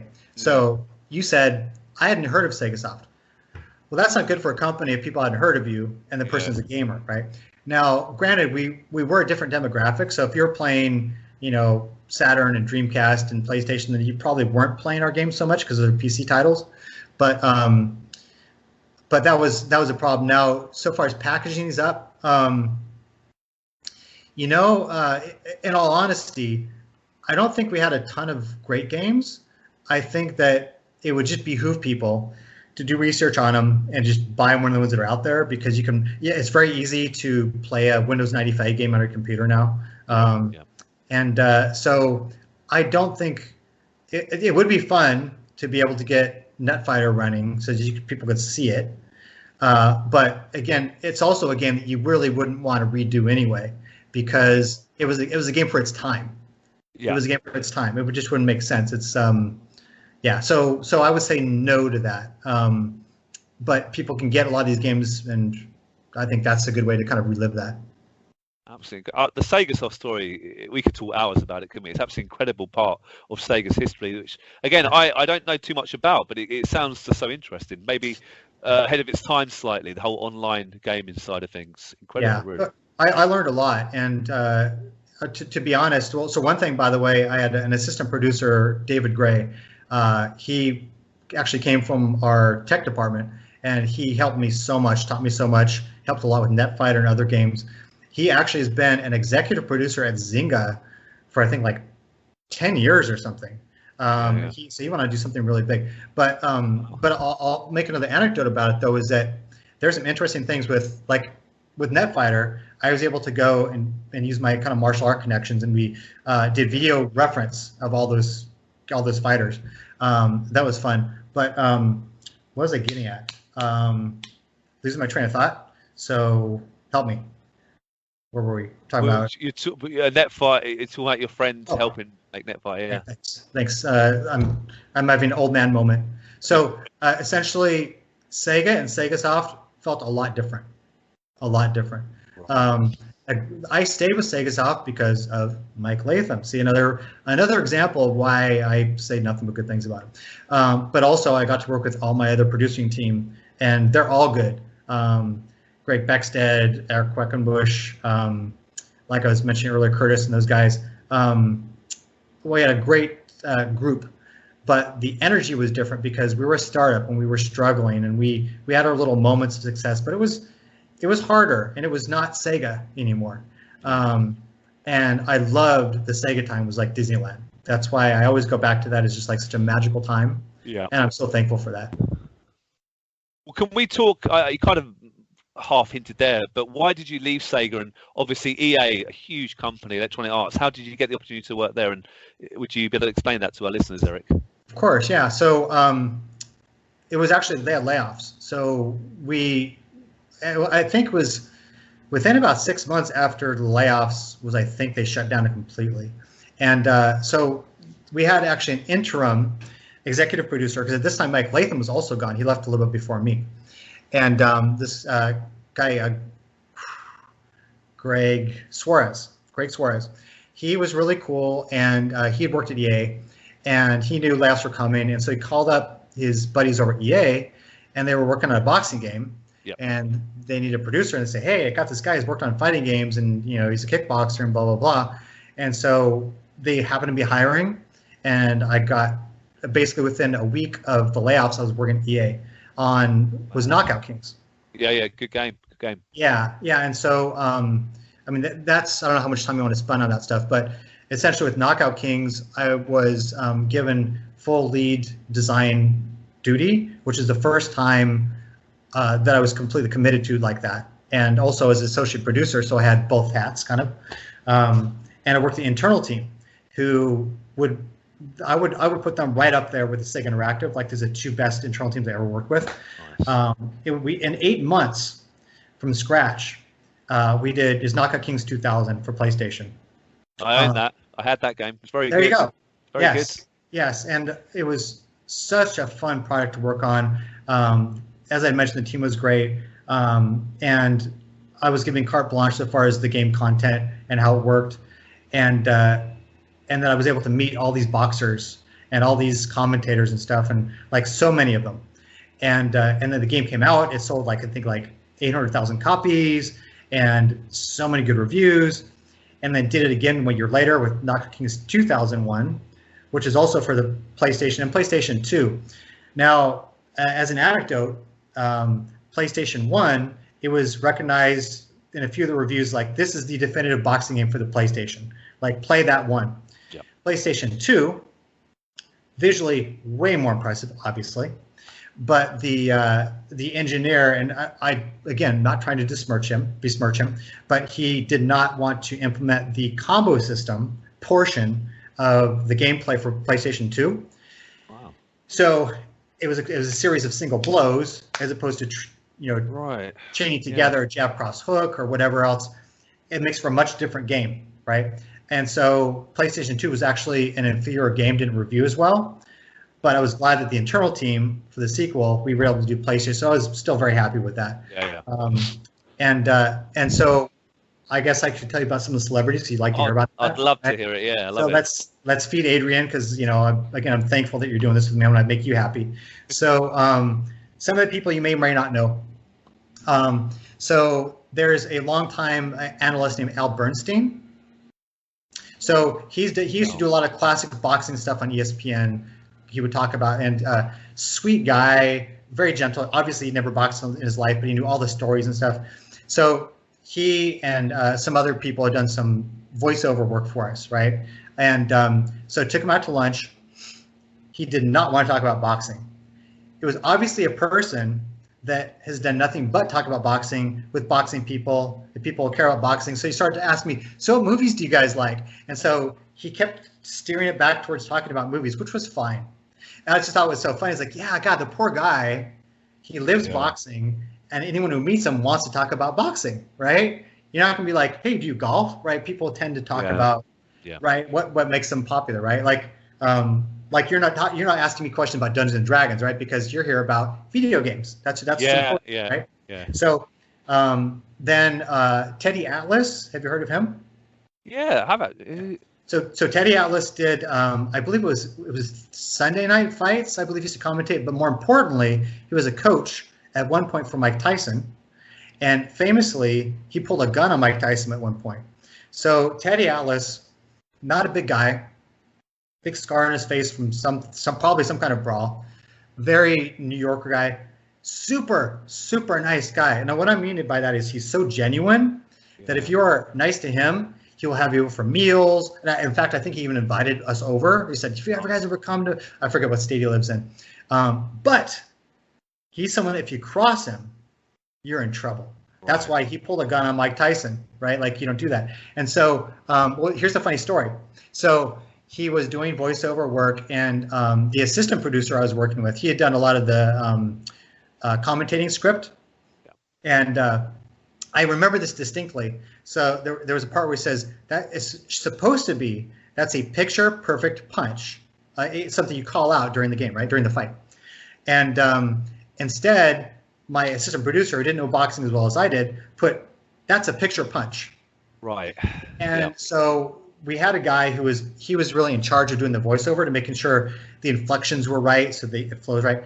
And so he read it, and Teddy Atlas, he's in the booth. He's like, that doesn't make sense. No, just please read it, right? So long story short, now I was there, and I don't know exactly how or why. I think I might have tried to intervene, but for whatever reason, the guy in charge was like, no, I'm doing this, right? And so I was like, well, maybe we just won't use it. I was thinking in the back of my head, we'll just won't use it. So Teddy Atlas was obviously getting more and more agitated in the booth, because here goes a guy he's lived boxing his whole life. He knows boxing inside and out, and he has this dweeby guy telling him to say things that are incorrect, that are not appropriate. And so the guy literally, when he's done, he sensed that hostility. Right. The guy working on the sound, he got up and he left quickly. Teddy Atlas comes out and says, where is he? Where's that guy I was talking to? He literally wanted to get in the guy's face, and the guy sensed it, and the guy ran away from him. So it was funny. And then I took him out. We had dinner, and he's kind of sweet guy. But it's funny because he's a guy you don't want to get on his bad side. Right? Yeah. Now what else? Can I ask actually, what was the final commentary they got in the game? Did they fix it in the end, or is it literally a picture punch at the end of the game? We definitely did. Okay, so when I say definitely, it's 20 years ago.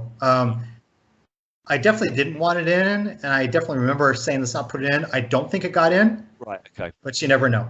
You never know. And it might pop in there like very rarely, maybe because I would have been playtesting it and said, hey, why is this in here? So it would have been rare if it's in there. And so then of course, met a lot of the boxers, right? Now, there's other commentators and things that I met, right? Sean O'Grady and other people. But Shane Mosley, who was welterweight champion briefly, you may have remembered he fought De La Hoya and stuff. And super nice guy. So these are the things that you like, right? So when you have people that you look up to and you meet them, like, wow, this guy's super nice. He was so nice. And I gave him a tour of EA. And he shot some hoops and stuff when I took him down to our gymnasium area. And I was with him for like an hour and just like talking to me, like just conversational about our families and whatever. And he was still pretty young then. He's like maybe like 25 or something. Yeah. And he was super cool. And a funny story, and this doesn't clown him because I don't know who's behind it. But after he won the championship, we were invited to his celebration in LA. And so we went there and they had a warehouse and a big, all these signs up and stuff. And up there it said, "Congratulations" with a D. So unfortunately, it's probably someone who doesn't do this for a living that has said it there. I'm like, that's cool. I didn't see that. So then saw Jake LaMotta at a party, but he was at that point already super drunk.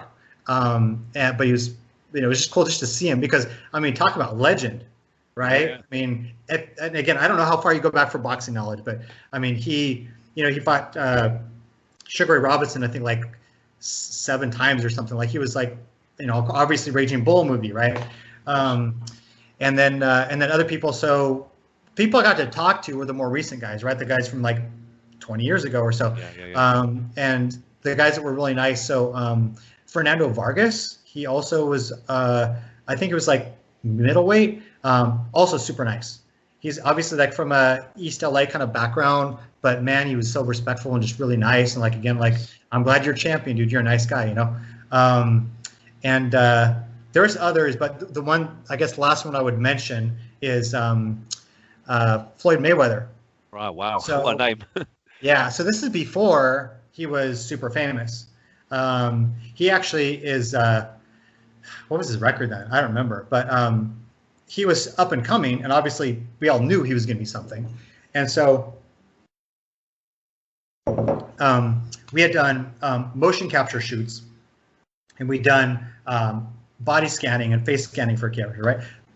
By the way, it was really cool. I was able to direct the motion capture shoots for the boxing game. Nice. Working with these real boxers that I'd looked up to was really cool because they know how to do the moves, and I was like, oh, we need a slip left, or we need a hook to the body, and we coordinated all those things together. But back to my story about Floyd was that we had a bunch of boxers come in, do the body scannings and face scannings, and it was a fair amount of press was there, and we were taking some pictures, and Floyd was the rudest, most self-centered guy you would ever meet. Like he was like, right. he acted like we were nothing. It was like, even back then he had an ego, and this is the only person in this entire podcast I will speak bad at, partially because, again, I'll go back to Type A, right? So in his defense, the way you become an undefeated superstar mega fight champion is by being that kind of intensive guy. Yeah. Often.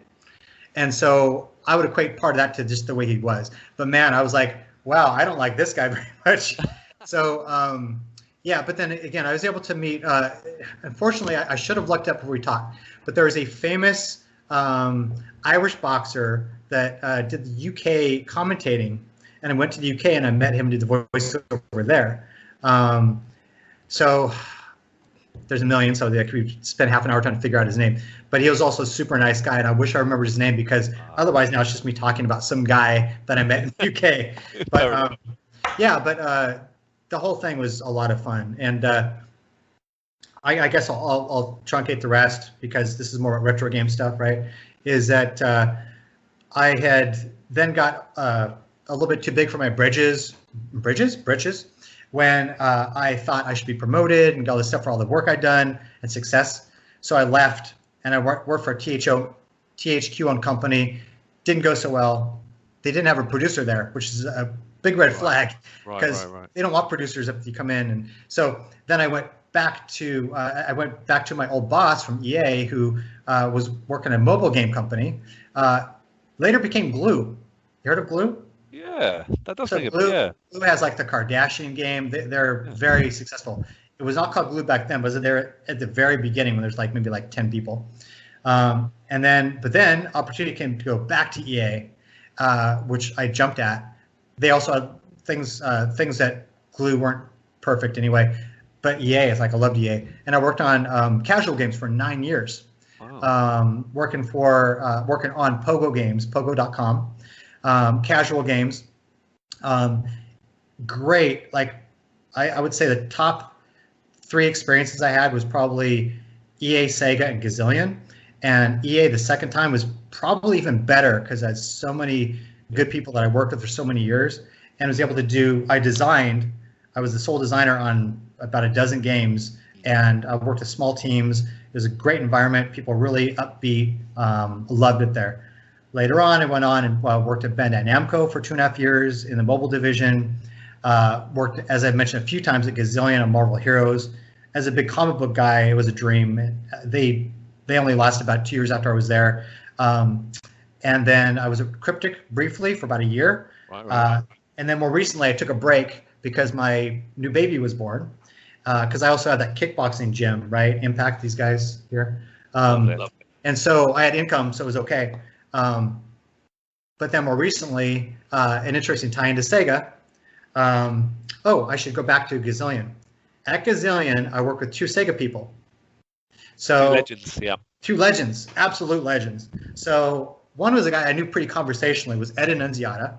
He was a producer for, of course, Echo the Dolphin. I believe you're going to be talking to him at some point as well. Yeah. Hopefully in the next few weeks, or at least the next month or so. Yeah, we're going to get him on, hopefully. Right. Yeah. I mean, just him and Latham, like they did so many things for Sega, right? They did a lot of great things.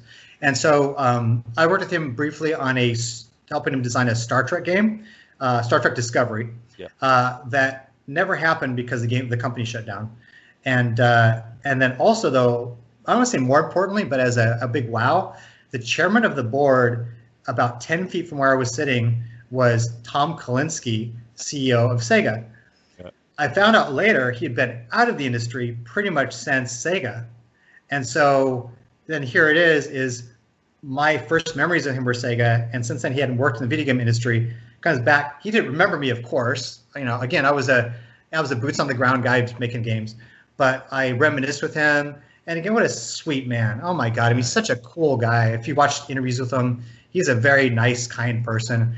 And I was telling him about, that's such great memories that I just told you about with the Sega commercials and the all hands meetings and stuff.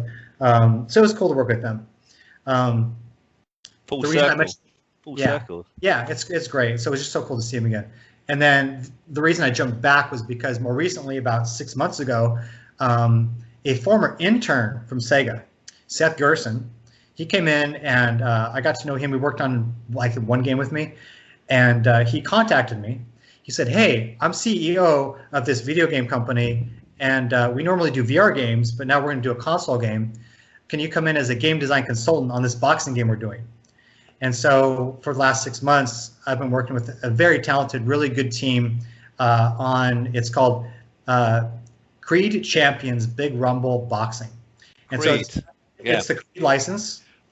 It has all of the Rocky characters, and you have you can play Clubber, you can play Drago, all the guys from the recent movies. The game looks great. We're working on I think a first day patch after the break. Is that the VR one, or is that? No, it's not. So they do have a Creed VR game. That's one I've heard of. Yeah. Yep, and that's also a good game, but it's a completely different game. So the reason they brought me on was because this is a flat screen fighter. This is you either play the AI, which is more likely nowadays with COVID, right? But you can play 2-player, and so the idea is taking their license and exercising it in a way that somebody that might want to play a boxing game, granted a very casual, fun boxing game. It breaks a lot of rules. It's just a fun, crazy game. But once you understand what it is, you'll enjoy it. It's its own thing. It's a different experience. Eric, I gotta stop there. I'm the biggest Rocky fan ever. I'm a huge fan of Rocky. I could talk about it all day. Are you a fan as well? I know. Oh yeah, of course. So of course, I've seen them all. Yeah. And some of them more times than a few. I think my very favorite was probably 3. Oh, I love that one. Because, I mean, Clubber Lang was just such a hurricane, from his acting to his look to the way that they personified him in the ring. He was just a beast. And it was just so fun. Yeah, but I watched them all, and then everybody loves that story, right? The underdog story, getting back up. And I think especially if you look at like Balboa, right? You remember Balboa, right? I mean, he's really, and Creed, he's taken it to such a mature level. Yes. Because, I mean, geez, the first four or 5 movies were extremely, well, actually the first movie wasn't, but they started getting really campy. It did get a little bit 80s, didn't it? Let's be honest. Yeah. But for their time, that's what it needed to be. And it was just great. Like, Ivan Drago just glistening with whatever they greased him up with and stuff, and all those lines, right? I mean, oh my God. So I was excited to work on it, but I don't want to misrepresent, especially for you who might play it now. The characters are there, and it's a very fun game. And you'll see some things that are like, oh, that kind of feels a little bit like Clubber Lang, or Ivan Drago, or whoever else. Creed, but it's its own game. It's a fun beat 'em up, but it's well done. Is it out yet? Sorry, are you working on it still? Yeah, so we're doing a first day patch. I believe it's like the end of this month, and then I think it comes out, let's say, March. It's nice. Yeah, is it on consoles and PC? Can you reveal that, or is it still? So they've announced. I checked. Otherwise, I would not be talking about this. Right. Stuff. Yeah. Like NDA, they'd like shoot me in the head instead of paying me, right? So they had announced it, and so it's gonna be on PC, Switch, Xbox, and PlayStation. Oh, I'm getting it. I'm 99.9% sure it's all those 4. Yes. Oh. And feel free to contact me if you need tips as well. It's cool. Games are very interesting beasts, right? So a lot of games I will design from the start, and I'll try and think of all the permutations ahead of time, so that when the unknown comes, you're more prepared. You have a very solid foundation. Other games are a lot different nowadays. They're more iterative. They have a basic concept, and they just keep iterating, and then the developers don't know until the end what's going to be. This one is a little bit of the second one. And so what it ended up being was this really cool, fun game that's very approachable for casual players. Good. But doesn't try to be a hardcore boxing game like Knockout Kings. Does not try to be the quintessential Rocky homage, because it assumes a lot of people don't know Rocky aside from the look. So, but it's still, you're still playing them. One thing you might enjoy is that they have a story mode for all the main characters and some other new main characters. And the story mode, it's this really fun parody of the world. And so you'll have characters that never fought each other or would not intersect. Creed could fight Ivan Drago, for example, not his son. But they worked this out in a storyline way, and because it's so nonsensical, it's sometimes like a dream kind of sequence or something crazy. Nice. There's this great moment. I told the developers when I was reading. So there's this great moment where between fights, something happens, and I'm sure I'm going to get this wrong, but nobody here's played it yet, so nobody can call me on it. Is that essentially there's one part where they talk about I think it's Creed is about to fight Ivan Drago, right. And no, Creed's about to fight somebody, and they're talking about Ivan Drago, and then I said, oh yeah, I know my father killed your dad, and then Ivan Drago comes in, he goes, yeah, sorry about that, right? And so like obviously they wouldn't do stuff like that, and then okay, I remember what it was now. So this was with now I'm going to lose all your listeners here because I'm going off too much of a tangent. Essentially, it involved Apollo Creed, who was already dead. Yes. And they brought him back. And so he said, yeah, I had to pull 3 strings, but I'm back. I can make the fight. Love it. Right. So it related to all the conversation about, sorry, I killed your dad. But then he's like, no, I'm back. I can fight. I had to pull some strings. Like, what strings did you pull? The devil, right? So that's what I mean, right? So you will enjoy it, and that you'll get the jokes. Yeah, like, he's dead. But it's certainly not Rocky. It's its own parody.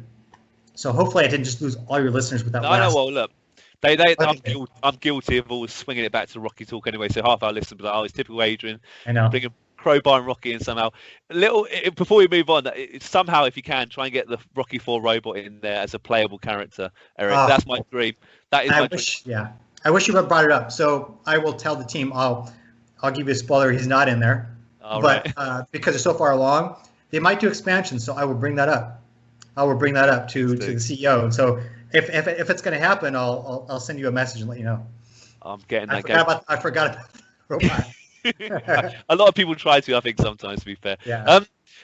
Before we finish, got some quick fire social media questions because I chucked on Facebook and Twitter that I'm going to interview. Is that all right? And some of the stuff you kind of mentioned already, to be fair, but we can quickly go over it. So the first person is Jump Cancel, who is another podcast who covers gaming, and he says Ristar came so late in the Mega Drive's lifespan, even after Sega Saturn was released. Was development a little more relaxed for the older system, or was it the usual deadline rush? Now you kind of answered that, but was it still a rush to get Ristar finished, or was it a bit more sort of chilled out? Well, yeah. So, granted, this is a Sega of Japan game, so probably the rush came in Japan, because we get it at a point when it's pretty well done, or at least done enough that we can go through test plans and stuff, right? I'm assuming, this is my assumptions, because the system was already kind of dying, they probably wanted it out as soon as possible. And we always had marketing tied into stuff. And so a lot of times marketing would just dictate, release it by this date. And so they would already have that lined up, and for better, for worse, they would make most of the dates. So yeah, for that part, we already talked about the first part, right? Which is, yes, he's right. And it was trying to be like a Donkey Kong and try and get a little more life into Sega Genesis.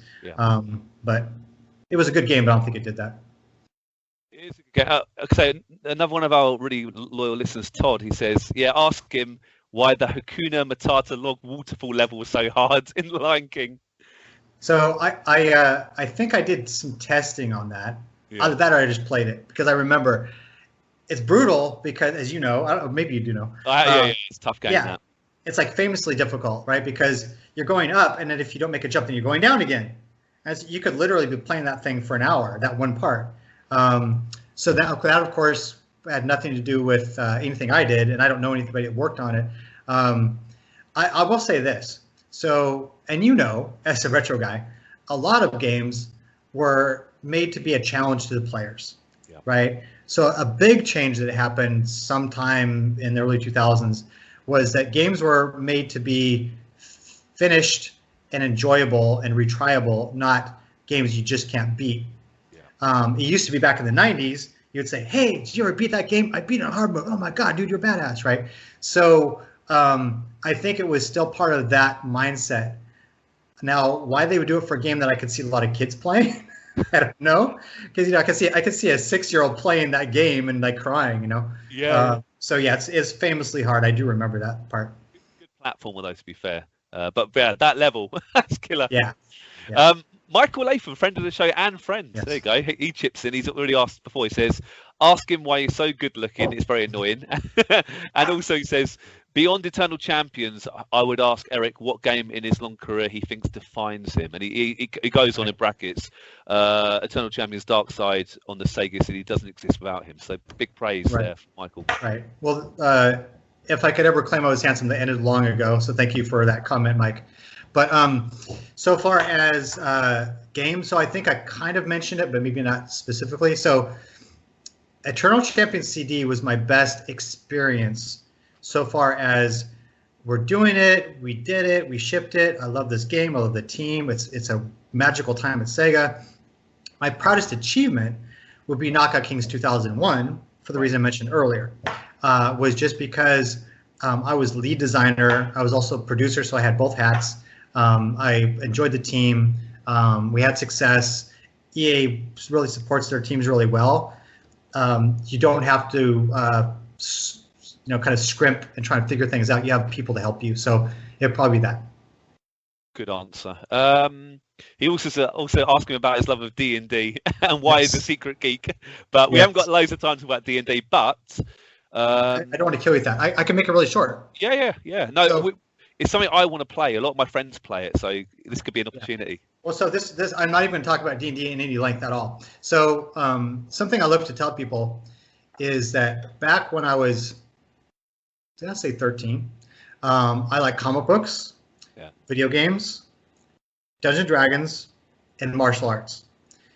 All of those things back when I was 13 were not things that you would tell people about. You would not tell people you play video games, like dork, play video games, grow up, you know. Well, actually, I'll go a little farther. I'll say 16, because then 13-year-old, you do whatever you want. When you get older, you're like, why aren't you hanging out with people and doing like playing sports or whatever, right? Martial arts back when I was younger, there's no UFC yet. People made fun of you like Karate Kid or something like that. Comic books, you would hide them inside of your trapper keeper at school, not people know you read comic books once you got older. And D&D was the biggest taboo of all. Like you would not, like, your D&D friends would not talk about D&D in public because it was just such a nerdy thing. So what's cool about all that is all those things are very popular now. All of them. I mean, just MCU movies, right? I worked on that MMO for Marvel. UFC's huge. I have a kickboxing gym that people go to work out. D&D is, of course, huge. They have biggest probably amount of players ever at this point right now. And video games, you have to say anything else about video games. So it's just funny how all of the things that made me a complete dork and loser are things that are now the coolest ever. So that's what I'll say about that. Be proud, Erik and Co. Yeah, I agree. We're all big geeks in Arcade Attack, and we're proud of it. You know, nothing to be ashamed of. The Segaholic says, did he have any input into the Saturn port of Virtua Fighter? And if so, what challenges did he and his team face in bringing the title home? I assume from the arcades. Right. So again, I think and I've said it a few times now, you already know, most SOJ titles, the producers shouldn't take a whole lot of credit for it. Except for the 3/4 of the script that I did for Blazing Heroes, there's really not much else. And I may have been credited somehow with that, but if anything, it's helped with test. Oh, fair enough. Sega Universe asks, what does he think, or Erik, what do you think of Sega's many great IPs, and which of these games do you think could translate well into modern releases? And why do you think we've seen quite a lack of it recently for Sega releasing their IPs? Yeah, I mean, those are all good questions, and I don't know what's going on with the company Sega nowadays. I think that there's still a lot of potential with the people like you who are still of an age where you're very active in video games and have the nostalgia to bring those back in different ways with, they wouldn't need to do a Kickstarter, maybe they should, to then hedge their bets or hedge their hogs. Get it? So, but I think as to which games, I think, Sonic's been done over and over again, right? Yeah. But I would say this, and I don't have any design ideas on that. Like, I certainly have not been thinking about it, but the intense speed and the thrill and the putting together of motion and getting rings and having moments where you just lost them all or whatever, all those things, that excitement level and that energy that you have in the Genesis isn't really done in games right now. Like, there's games that are fast in parts and things, but you might think of like some of the power drift games like that are really crazy crash 'em up games, but I would think something like a Sonic, if it's done right, and I know it's been a lot, but that could be good. All the virtual stuff, those are interesting because those are a game of their time. They're like, wow, it's a 3D game, right? Yeah. So, but I think that if you reskin it, and again, they've been reskinned. I mean, Virtua Fighter, how many versions they had of Virtua Fighter? I think they could do things with that and take it to another level, not just try and reskin it and add characters. And yeah, and maybe you could do something cool, like some kind of strange game where combines several of them somehow. Again, I don't have any ideas, but I think yes, I think that the nostalgia and the content is there, and I think that it could be good. Good stuff. I've got two. So Lowell Mohammed and Adam K. They asked the same question. Do you have a favorite character from the Virtua Fighter series, and why? Easily Kage. Okay. Kage Maru. So the guy's a freaking ninja, right? Who doesn't want to be a ninja, especially back when it first came out? He's got that cool kind of dragon tail sweep where he knocks a person off their feet. He has that kind of aerial backflip kick, which is like Bruce Lee did in Enter the Dragon. And you do those when you pull them off back then, because the game, definitely not a simulation, but it felt a lot like a simulation the way it played. And so when you pull it off, it's like pulling off the move in a real fight. You're like, wow, I got you, you know. So yeah, he's definitely the coolest to me. I did like Jesus Christ, was it Wolf, right? The wrestler. Oh yeah. I liked him as well. But Kage for sure. And Oscar, we spoke about Oscar earlier. He's chipped in because he's listened to the Michael Latham podcast in the past. I think you've answered this already, to be fair, but he asked, please talk about a good story about Flesh Feast, the best zombie game in history. Ha ha! I think a little tongue in cheek there. But yeah, you kind of mentioned that already, but giving Oscar a bit of a shout there. But Flesh Feast, what a great story! I mean, yeah. Could there be a sequel? You never know. Eh? Yeah, I know. It was a game that the ambitions were there. I would say that, and one more comment about that is the things that I've learned from that and since then, I think I could have helped make a much, much better game. You know, really? Oh yeah, I mean, it would have pared it down. So, whoa, wait, we can't do all this. Like, we don't have the time. We can't make sure that this type, you can't play real-time strategy plus control your character in different modes. We need to figure out a way to make it look the best it can. Because the graphics were also not good. That initial graphic I told you about when the guy comes up, it pretty much looked like that at ship. It wasn't like it really got better. And so basically making the design smaller, focusing on the most important parts, and then it probably would have been more like a Dead Rising, where you'd be a character as opposed to like having a cast of characters. Yeah, I mean, I learned my lesson. It's just funny how this game, it still like lingers. I've released about 50 games if you count all the mobile games I worked on. Right. And that's the one that always comes up. What about Flesh Feast? The infamous Flesh Feast, yeah. The final question from our social media was Dudley Ode Yesterzine. What a lovely name. And this, I'd love to know this actually. Is it true that you guys or Sega found out that Sonic Spinball had music they couldn't use at the very last minute? Is there any truth in that? So I don't know if I remember this from being an assistant producer or just being there, but I remember that this happened. Wow. I don't know anything else. Like I didn't get any emails or I wasn't in any meetings, but I do remember that they had to pull it off the shelf and put in a new one with proper music. But you don't know the reason why it was pulled? I don't. Yeah, I mean, I could look it up and then it'd be like doing the same thing you guys are doing. So I don't know anything, but I just remember that. Yeah. It must have been quite costly then, I assume. I've got two final questions there. It's been a great chat. I've really enjoyed this. But my penultimate question is, and you kind of spoke about the projects you're working on at the moment, but was there any games you've worked on that were never released in the past that you will think, and you kind of look back and go, this would have been a good game? Yeah. So, I've had the fortune of having the vast majority of games I've worked on get released. And I've had friends in the industry who've worked 2 or 3 years on a single title that then they got killed. And not only is that completely disheartening, but also is terrible for your career because what's your resume? Oh, I worked on a game that never released for the last 2 years, right? Yeah. So it makes your life harder. And so I feel for all those guys a lot. They're the only one. So there's a few at Bandai Namco because we had a shift in leadership. But these were all pretty much in concept stages. So, I mean, that's like anything. But I'd written an entire treatment for Jagged Alliance for the mobile. Are you familiar with that game? Yeah. Is it a shooting game or? So it is a turn-based strategy game where you manage a squad of mercenaries on this island. You also kind of do a resource management, can kind of control parts of the island. And famously, it has some really crazy characters that will do things on their own. So you could hire a guy for cheap, but by the way, he's also wanted for murder, and he might actually knife one of your players if he decides he's mad of your characters. So I wrote a whole treatment for that, but that got canceled. And then the only other one was, as I told you, that Gazillion got shut down. Yeah. And I was working on, so I'd done the Doctor Strange adventure tying with the movie. And that was a joy, and it was well received and whatever. Then I was working on one for Thor Ragnarok. Right. And, wow. Yeah. So I'd done the entire. So the difference in some of the later stages of my design career was that I worked with tools. I actually implemented the stuff as opposed to having a paper design and giving direction. I was actually in there doing the stuff. And so I was able to put together a whole sequence of things. And you've seen the movie?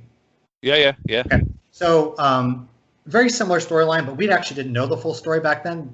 Marvel doesn't give it to you. It's very, very, very cloak and dagger kind of thing. So I had a similar story though. And so at the end, you end up defeating Hela and you team up with the three. Remember his three guys, right? And then also Sif, Lady Sif. And then when you're done and you get your loot, because it plays like Diablo. I don't know if you ever know the game. It plays a lot like Diablo. You get your loot, the game's over, and then before you exit that adventure, you can actually go around and talk to the NPCs, right? And so I had implemented a part where you could talk to each one of them, and they were talking character.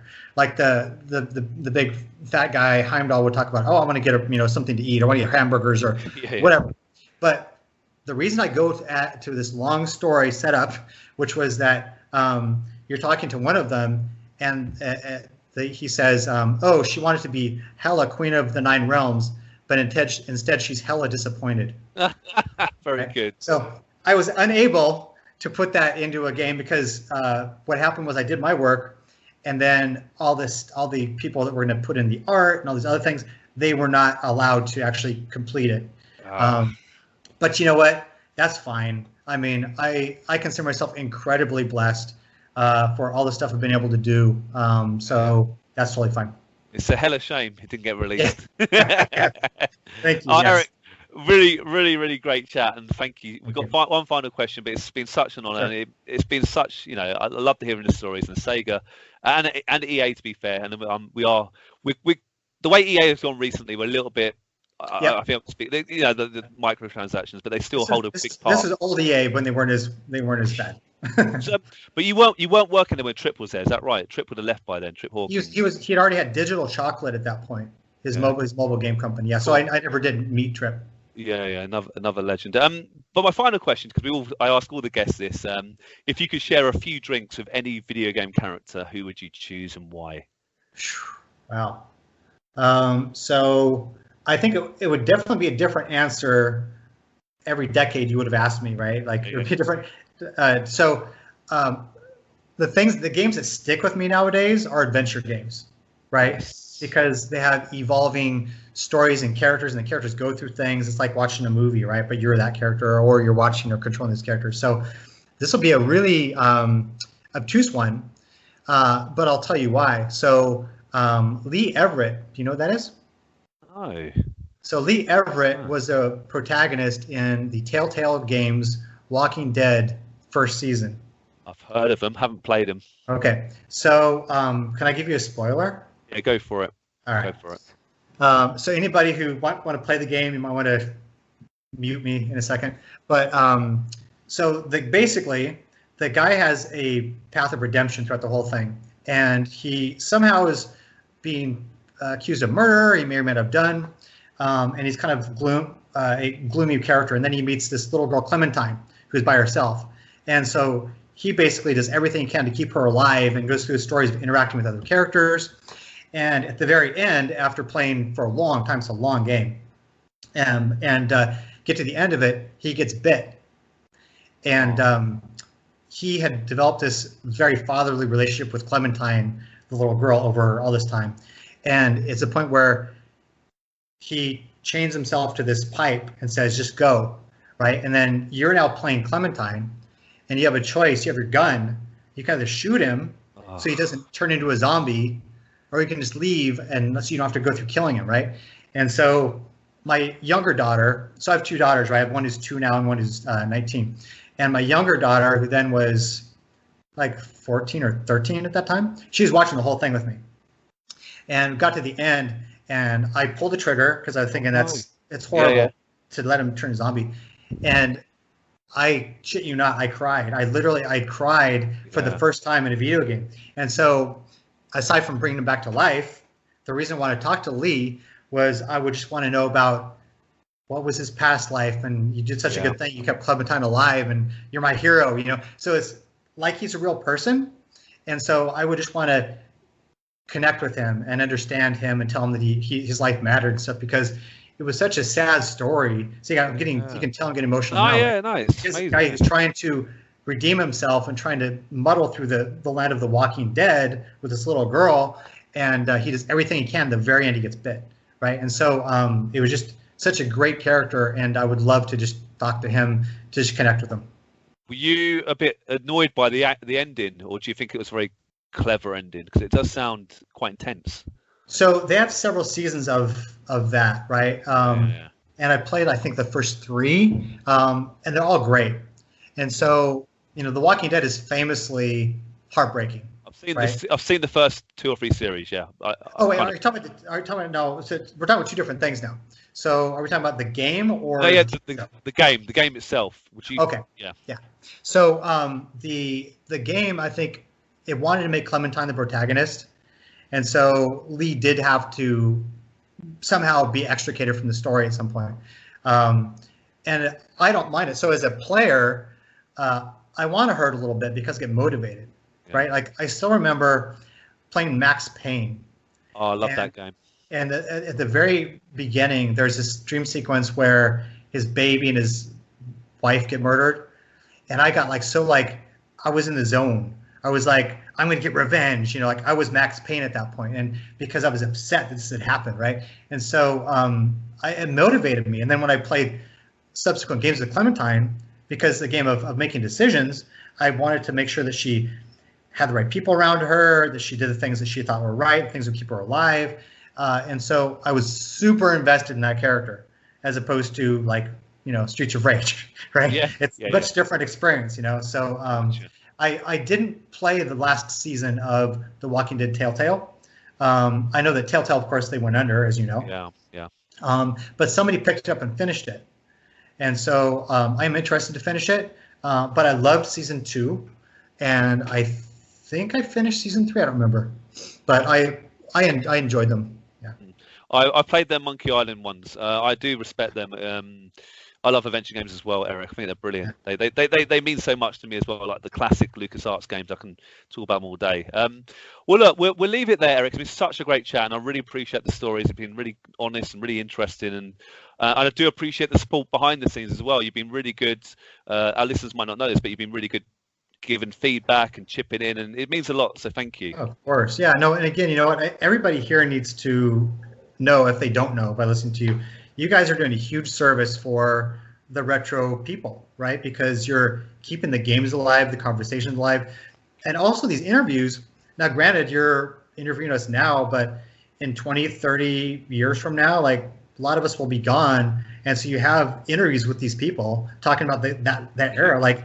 Think about interviews with people who worked on Star Wars back in the 70s, right? Now, granted, I didn't work on Star Wars, but you know what I'm saying, right? So you guys do something amazing. So thank you. And I'm honored, again, as I'd said before our podcast here, was that if I didn't have all the people around me, the artists, the engineers, all the talent, the QA people, I would just be a guy with ideas, right? And so I'm honored to be able to speak, hopefully, to those games and their efforts as well. Not so much like what I did, right? Just that I was a part of that ride. So thank you for letting me share it. Bless you. No, it's a very nice way of finishing the interview. Eric, thank you, and hopefully we'll get you back in the future, All right, buddy. Yeah? Thank you. Anytime, buddy. Thanks for listening to today's podcast. We really hope you enjoyed it. If you want to get in touch regarding this week's episode or anything else, you can tweet us at Arcade Attack UK, at Keith Barlow 82, and at Arcade_Adriano. We're also on Facebook at facebook.com/Arcade Attack UK. Please check out our website at arcadeattack.co.uk for lots of retro gaming goodness, interviews, reviews, features, top 10s, etc. And you can also find all our previous podcasts there. Our podcasts are available to stream from the website and are available to download for free from Stitcher, Podbean and iTunes, where you can also leave us a review and a rating, which we would really, really appreciate. So until next time, take care and we'll speak to you soon.